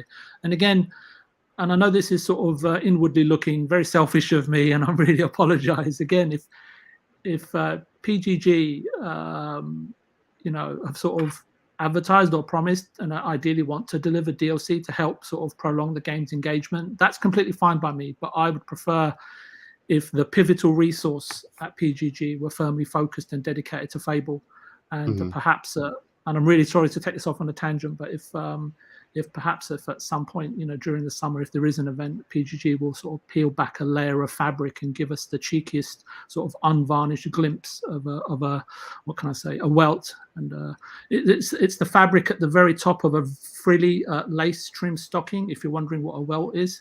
And I think I better stop there, Boom, or I might unwittingly sort of divulge everyone's Victoria's Secret shopping habits. So anyway, back over to you. No. Listen. You always bring it, and we always appreciate the opinion. Look, you played Forza for 10 days, and then Halo took over your life. Nothing wrong with that. You know, it's something to be said. Listen, all we want to do is see this game have continued success. And I think that we are going to see that because, well, it's an amazing game. It did very well when it launched. It has exceeded numbers unlike anything that we would have ever thought that we could see, right? Honestly, the amount of people that have played it is nothing short of amazing. So, again, it is going to see continued success. It's going to find new players. But I would love for even the casual audience that have never really played a Forza, because this is their arcade sim, to do something fun, to do something that they haven't done before. Like I said, selfishly, I would love to see a return to Hot Wheels, but everyone has come up with some incredible ideas. The Transformers crossover, yes, freaking please. Yeah. And G.I. Joe, which is still my favorite. I still collect G.I. Joes, by the way. It's my favorite toy of all time, and it will always remain. It's why I became a police officer, ladies and gentlemen, because of G.I. Joe. I know that sounds lame, but in '82, Stalker was my first G.I. Joe, and Bazooka. And listen, I mean, Zap. I'm sorry, not Bazooka, Zap. Because that's what led me down the path. I was 12 years old, and I was like, man, this whole real American hero thing, I want to save people. And that's what I wound up doing for 21 years as a police officer for New York City. But let's reel that back in. I want to talk about Chris Avellone for a second. And so if you don't know who he is, well, he has a pretty stacked resume. And he obviously was someone that worked on, he was a developer and writer on Fallout 2. But more importantly, and more relevant to this conversation, New Vegas, Fallout New Vegas, my favorite Fallout by leaps and bounds, my favorite Fallout of all time. And he was recently interviewed, and I want to read what he had to say. He says this when the question is, do you know about New Vegas 2? Come on, tell us now. And he says nothing, except it probably wouldn't be called New Vegas 2. And he continues, and he says, I do think any such game would require Bethesda's support, even though they are owned by Microsoft. I know people assume that Phil Spencer could simply force Bethesda to do something. That's not the pattern from the studio that Microsoft has acquired. So now the question that I want to pose to the chat, to the esteemed panel, is, does Fallout New Vegas 2 need to happen before Fallout 5? And should Microsoft allow Obsidian to develop this game and not Bethesda, because they were the developers of the original game? Steel, I want to go to you first. I think this is a super easy question. The answer is yes, yes, and yes. I think Fallout 5 is going to be a great game. It's probably going to be running on the new engine from Starfield, so it's going to look and run amazing. But to be honest, Fallout 76 exists. People are playing it. It is a great game. It's a great multiplayer experience. I don't think we need Fallout 5 right now, though I think we need Fallout New Vegas 2. What are your thoughts, sir? For me personally, just to answer the question, like if Obsidian should work on it again, or if should this be Bethesda, honestly, because it kind of came across to me previously, now I'm going to say this as, I've never been a huge Bethesda fan. I've never been a huge Fallout fan. Those games just don't pull me that way. Though my wife is a huge New Vegas fan. That is her Fallout game. Like if there's anyone, and she is super excited anytime New Vegas 2 is mentioned, she's like, the ears perk up and she's like, what'd you find out? So for me, I would love to see, because it seemed like seemingly they used to be kind of in competition with each other in the past. That's a little known fact that it wasn't it was a friendly competition of who could do better with the IP. Exactly. And from, at least from what I have seen, it seems like New Vegas hit those notes, and Obsidian continuously, just with their games, continuously reiterate on that. So I know that they have a good dev team over there, but let's be real. Bethesda does also. So I think with them being able to come together, especially all being under one roof, being able to share ideas, they can create something extremely unique with a New Vegas 2, if they want to call it that. I do agree, at least because Fallout 4 didn't get the greatest reception. Fallout 76 was kind of that they should, to kind of win back some of the audience. Again, for the biggest example is like people like my wife, who love that, or at least that specific IP, is to go ahead and make a New Vegas 2. Put all those systems that you had in place, the expansiveness, and really just bump your heads together and say, okay, what can we really do to bring something unique to our community, to at least give us some time as we get these other games ramped up. I don't know. It's definitely hard to see kind of how they'd want to end up doing that. It's interesting to hear them say that it may not necessarily be called New Vegas 2. Again, they could call it whatever. They could call it New London. You know what I mean?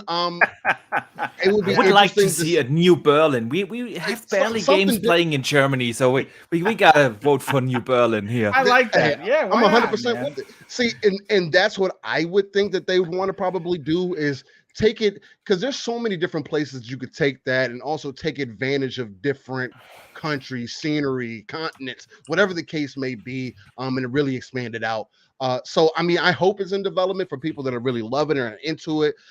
Though I do feel like Bethesda has a lot on their plate right now. So does Obsidian. I mean, we got to still get Outer Worlds 2. We got to get Starfield. So it's just Avowed. We still got to get Avowed around the corner. Yeah. So there is just, I feel like it's still going to be a bit of time away. Fallout 5 is probably still in development. They might combine them together and say, hey, this is just the new Fallout IP that we're putting out. Could be a mixture of both. And why he's like, it's not going to be New Vegas 2, but it could go a lot of interesting different ways. So, yeah.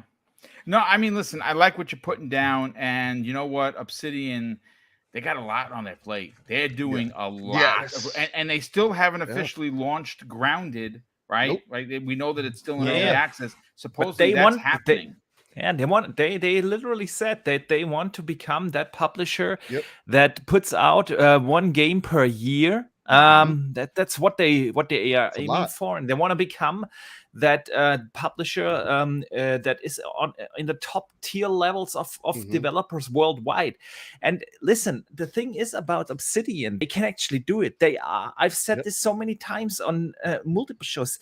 They are such a well-organized and well-managed studio. They can pull it off. They have multiple teams that bring out in really great cadence, fantastic games. Now they have even more funding. They have grown the studio. They hired more than 100 new people, according to Global Relay, after the acquisition by Microsoft. So they have the potential to do that, and they have the history in knowing what a good Fallout game is. They made the best Fallout game there is, in my opinion. I love New Vegas, and so if someone can do it, they can do it. And the thing about Fallout is it is a beloved IP by many.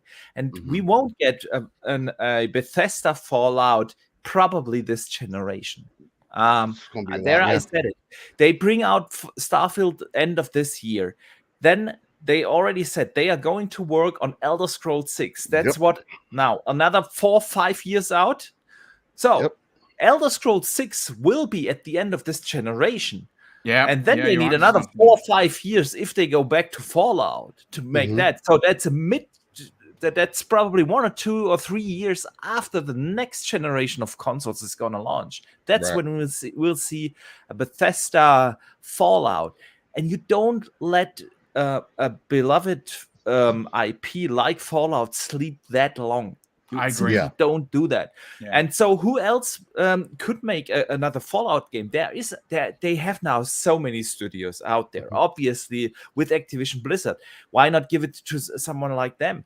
I'm not saying they shouldn't do it, but having a studio that has multiple teams that love to do RPGs, that are masters in doing RPGs, and that know the franchise already, why not give it to Obsidian? There's really nothing speaking against this. So exactly. You know what? What I wanted to find out is what does the studio currently have? And I just literally, as of today's show, right now at this time in the day, they have 268 people at that studio, just under 300, and they are hiring, by the way. So, and what do they have in the making? We know about the Josh Sawyer game, Pentiment. Which is again, he talked about that on Twitter. I think he talked about it today. Yeah, today. You dropped it in. He says now he's worried about people going to like his game. Listen, Mr. Sawyer, we're going to love your game. Just release it. That's So that's probably 2022 release. I've heard multiple people say that it's in the realm of the possible, because apparently that game is very far advanced already. And not every of the Obsidian games are these big AAA productions. Yeah, like Grounded. Grounded was made by what? I think it was 12 people. 14 people made that 14 game. people. Side So project, there you yeah. go. Yeah. It's a passion project, and the same goes for Pentiment. But then they have that bigger projects like the Avowed and like an Outer Worlds too. And that's the thing about what I mentioned earlier, that they are so well managed. You don't need the same people at the same time in a development phase. You don't need that many play testers in the beginning of a development phase. You need them at the end, and you don't need them. And you don't need the audio engineers all the time. And if your studio is handled well, you can easily swap resources, bring people over from this project to this project. Can I ask something? Because you're very technical, and this is why I love. By the way, your last video, folks, please, for the love of Joe, sub this man, because I'm not a techie, but and I say Boxenberger does these videos. Not only are they Colt Eastwood quality, but he explains them in a way that you understand.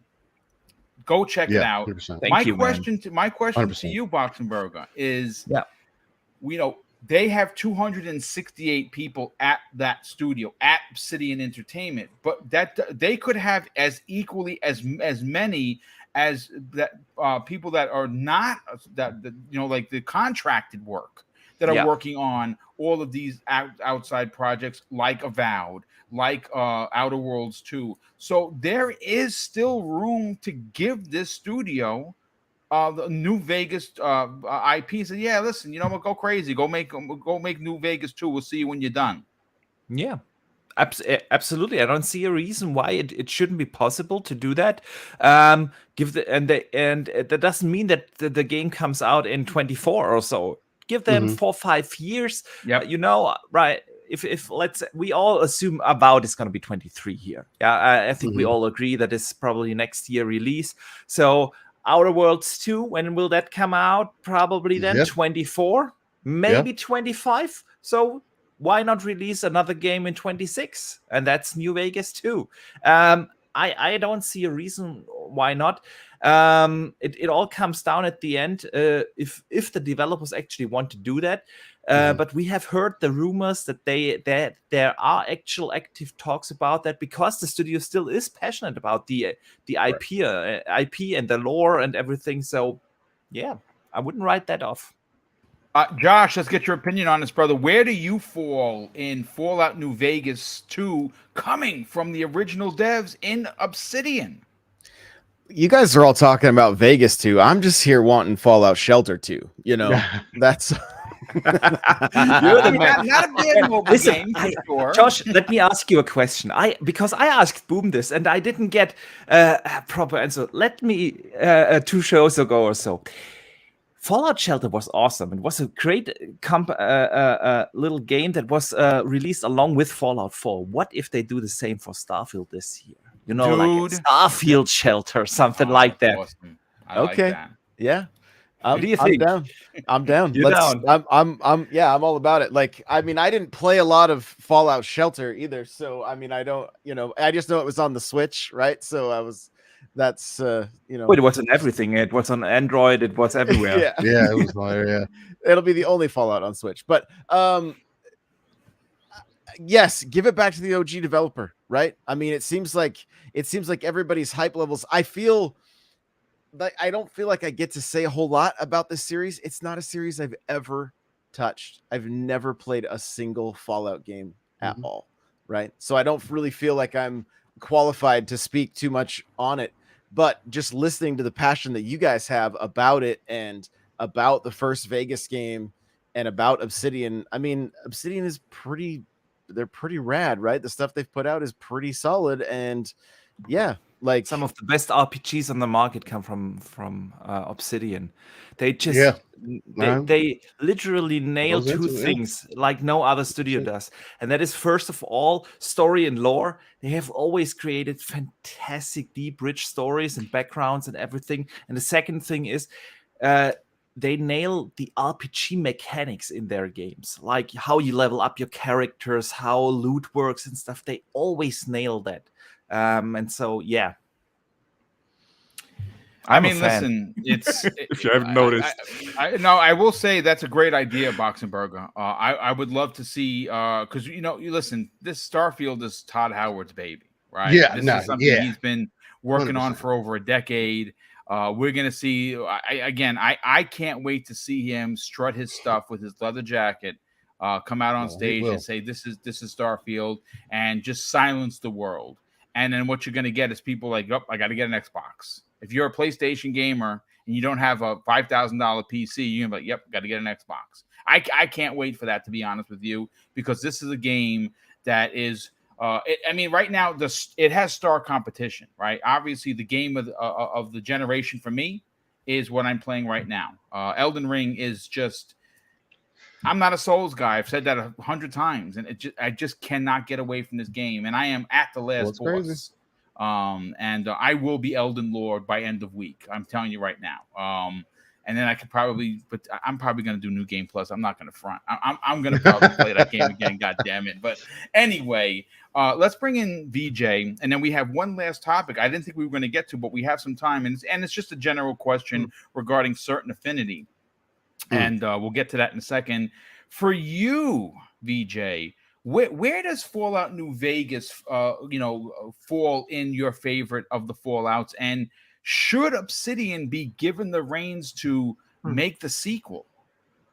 Well, it's a bit of a difficult topic, Boom. So I'll give it a go. I don't know if it's going to be right or wrong, but at least it will give you some food for thought. I think when it comes to Fallout, someone of repute and not doubtful morals, of course, has to first of all sort of champion a very good proposal for a potential project, and not in any specific order. That's either Obsidian or Bethesda. I'm not well versed enough in terms of all the studios that belong to Xbox in terms of if there are any other candidates. So I apologize for that.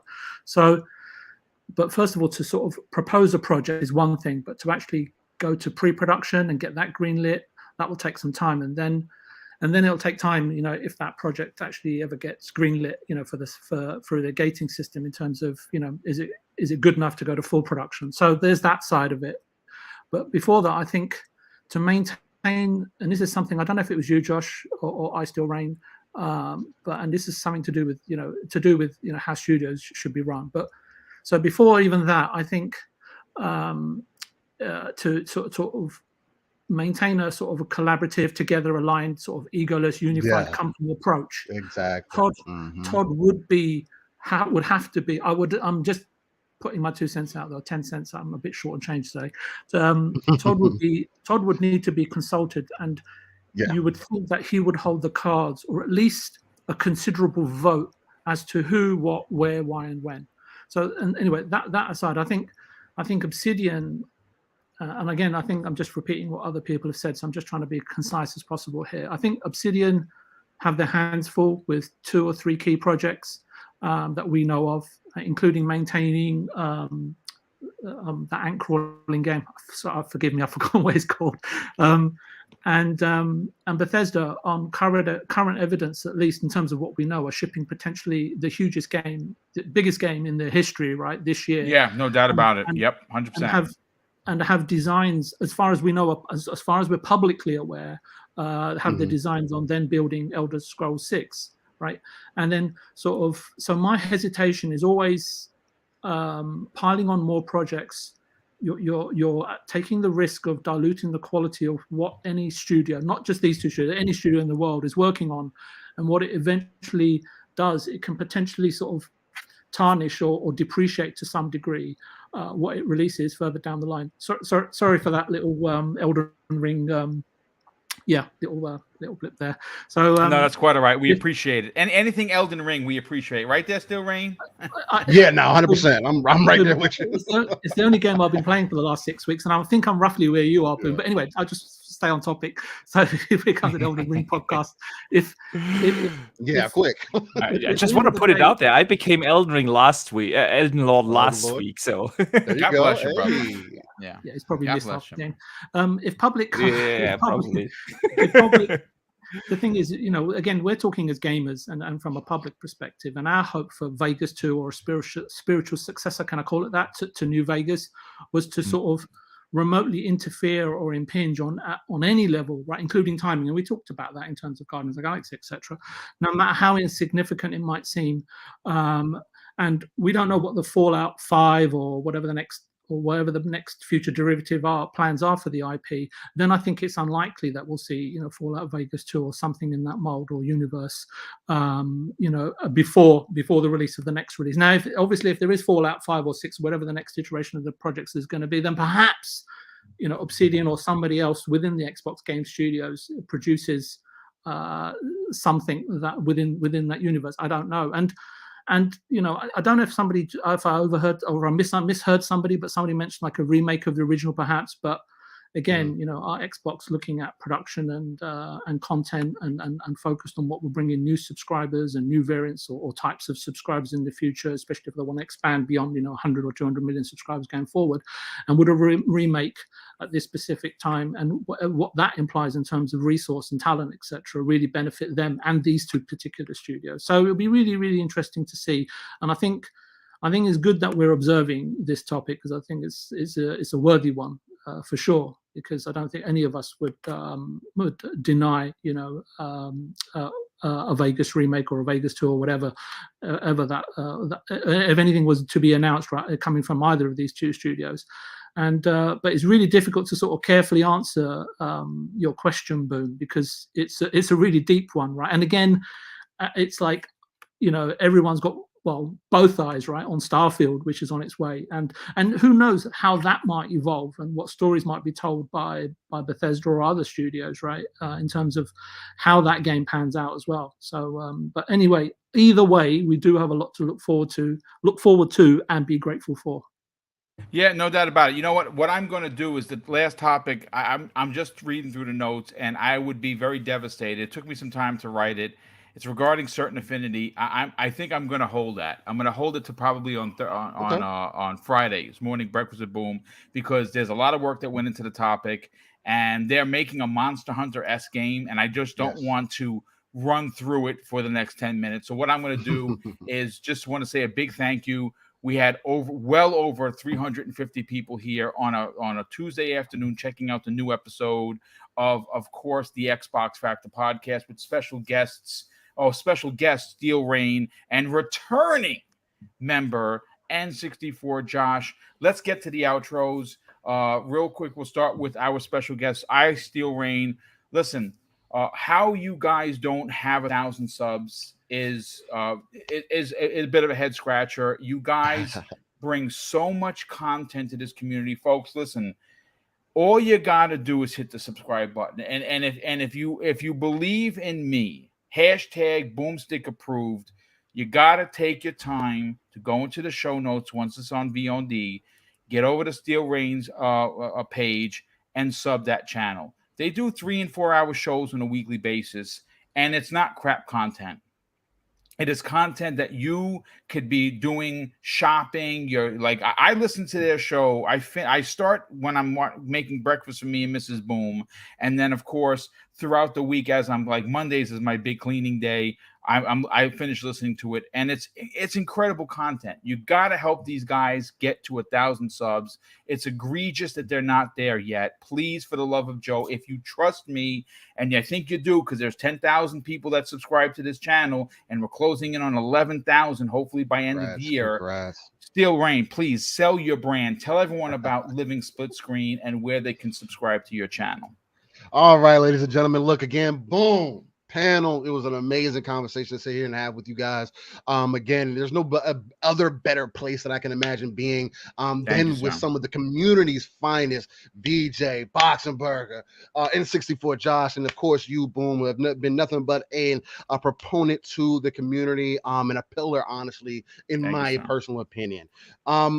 Look, like I say on my personal show on Living Split Screen, which happens every Saturday, 9 a.m. Central, 10 a.m. Eastern, 3 p.m. UK time, where also we're a non-console centric platform. We talk about everything that's going on within the industry. And as I like to say, we take that RTS view, pulling yourself out of the world and look at the deeper and darker crevices of the map and actually see what's going on, the potential that gaming has for the future. With that also, with living split screen and everything. Again, like Boom said, yeah, we go 3+ hours. Me and Paul just try to do it as authentic as possible. Again, we don't have a lot of time to top it up with each other and go over things. And the fact that we're able to bring that content, keep it live, raw, and uncut, bring the energy, is such an amazing thing to me. And again, I think that a lot of other people would like it too. Again, as I like to say, there's no other better place to get your weekend started than there. But with that being said, also, if you have a search bar, whether it be on Xbox, PlayStation, Google, whatever it is, you can type in Steel Rain. The T is a 7. For those who don't know, it is just Steel Rain. Type it in, you'll find me. Hit me up in the DMs. Hit me up on Xbox, whatever you may play at. Hit me up. Let's chat. Let's get some gaming in, whatever the case. Here recently, it's all about that Elden Ring PvP. Right now in Godfall, Tiny Tina's Wonderlands, so many good games to play, ladies and gentlemen. Hopefully there's something out there for you. With that being said, again, like I say, keep it live, raw, and uncut. Y'all have a fantastic rest of your day. And again, thank you, Boom, for having me. My pleasure, brother. And N64 Josh returning to his seat that he earned each and every week where he was on the Thursday edition. Josh, it's great to have you back, brother. Please, by all means, sell your brand. Tell everyone where they want to learn about Nintendo, where they want to learn about Mario Kart 64, and whatever else you got going on. Where could people subscribe to your YouTube channel? And more importantly, reach out to you on social media. I'm everywhere at N64Josh, Twitter, TikTok, all the places. You guys can find me there. I've been going live on TikTok every day at 4 p.m. racing some Mario Kart. So if you guys want to dust off your Switch and play some Mario Kart, we can have they actually set it up correctly, so we can have an unlimited amount of participants in our tournament. Oh, awesome, dude. And it's fantastic. So I think we had like 300 people race with us last week, which was just dope, bonkers. Dude. So yeah, come hang out for that. I've got the Nintendo Powercast, the Halo Infinite podcast. I'm on so many podcasts. It's the list goes on, and I won't take up too much time. So basically, you're another Pong Soul, is what you're saying. I think so. Yeah, I think he posted something about being a brother from another mother, and I think that is very, very true. So yeah, very, very, very busy. Love building communities, love gaming with people, and so glad to be back here talking Xbox. You got me, it got me wanting to fire up the Xbox and play something a little more than Halo. So yes. Thanks again, Boom. And if you have Xbox Game Pass, there's 500 choices for you to get into, and Guardians of the Galaxy, Tunic, and a whole bunch of others will keep you straight. And of course, MLB The Show 22, which just launched like 2 weeks ago. So, but it's great. Yeah. Listen, it's great to have you back, Josh. I love that you're hanging out with us each and every week, and can't wait to bring you back next week. Drawn TJ drops an additional $2 super chat and says, "Put Fallout in Germany with a more horror aspect." That's why Drawn TJ is the man. There you go, Boxenberg. There you go.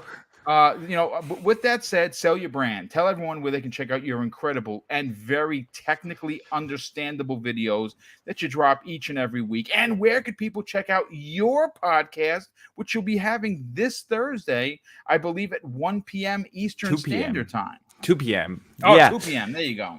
Yeah, people can find me basically everywhere under Boxenberger, and thank you so much for the compliment, Boom. I appreciate it. Yeah, I put out a few technical, tech-focused videos actually lately, because there has been GDC and we got so many other tech news, and I always try to explain them in understandable words. So I appreciate that you recognize that. Yesterday's video was all about mesh shaders, how they work and what they are, and why they have the potential to revolutionize graphics. So definitely check that out. And this Thursday, I will have the World of Gaming again at 2 p.m. Eastern, 7 p.m. UK time, or 8 p.m. Central Europe. This week we have Husk from Gaming Beyond the Box on. Nice, that's a good awesome. Nice. Oh yeah, he's fantastic. I can't wait to chat with him, and we have a lot of great topics planned. So definitely check that out. And otherwise, I'm always usually on the Midweek Mixer podcast each and every Wednesday at 8 p.m. Central Europe, 2 p.m. Eastern, or 7 p.m. UK time. Also, great gang to hang out with us, to hang out there. Always a great chat And yeah, that's basically it. Otherwise, I'm looking forward to be here back next week. Thank you. Yeah, well, listen, it was great to have you, brother, and definitely appreciate the points that you bring to each and every show. And last and no way least, who had to have 2 cups of tea live on the air, not one, VJ, welcome back, brother. It's great to have you. Please, I know that you really don't do the socials, but you definitely are on at least one other podcast. Talk about that. And if somebody wanted to reach out to you on social media, where could they do that on Twitter? I just wanted to say welcome, Josh, and it was nice to sort of converse with the panel, and yeah, it was a great conversation today, and thanks to the audience in the chat for being here, because it actually makes the show. And Box and Bear, I hope you get your Xbox Series X, and I hope it arrives home, back home safely with perhaps a few cheeky goodies, courtesy of Phil Spencer. Absolutely, there should be cheeky goodies awesome. in there, 100%. Yeah. And again, thanks for having me on the show, Boom. It's been almost 2 years, Boom. I think in about June it's going to be about 2 years. 2 years, that's right, absolutely. So, but again, thanks for everything, Boom, and the panel and etc. And see you all next week, hopefully. Yeah, thank you. Well, absolutely. And of course, don't forget to tune in this Friday morning. It's Breakfast with Boom as usual, 10 a.m. Eastern Standard Time. But Mrs. Boomstick and I are giving $300 worth of digital goodies away. It's our Easter celebration that we do each and every year. And we're giving 4 $50 gift cards to your choice, Xbox, PlayStation, or Nintendo, and 4 $25 gift cards. Again, your choice. Where do you want it? And all you have to do is let us know. We're going to announce those winners live on the air. And all you got to do to win is be in the chat. If you are a channel member, you get an extra entry. If you drop a super chat, you get an extra entry. So it's just our way of giving back. And of course, I want to say a big thank you to all the super chats that continue to come in, because it's because of those super chats that we are allowed to do these giveaways. So a big thank you to everyone. And of course, I'm going to close out the show with something that is important to me. Hopefully one day it'll be important to you. And that's something that my dad taught us when we were kids. And he said, son, treat others how you want to be treated. And also, it doesn't cost anything to be nice. You live by those rules. And I can guarantee you're going to have an awesome day. So take care, everyone. And we'll see you next week on the newest episode of the Xbox Factor Podcast.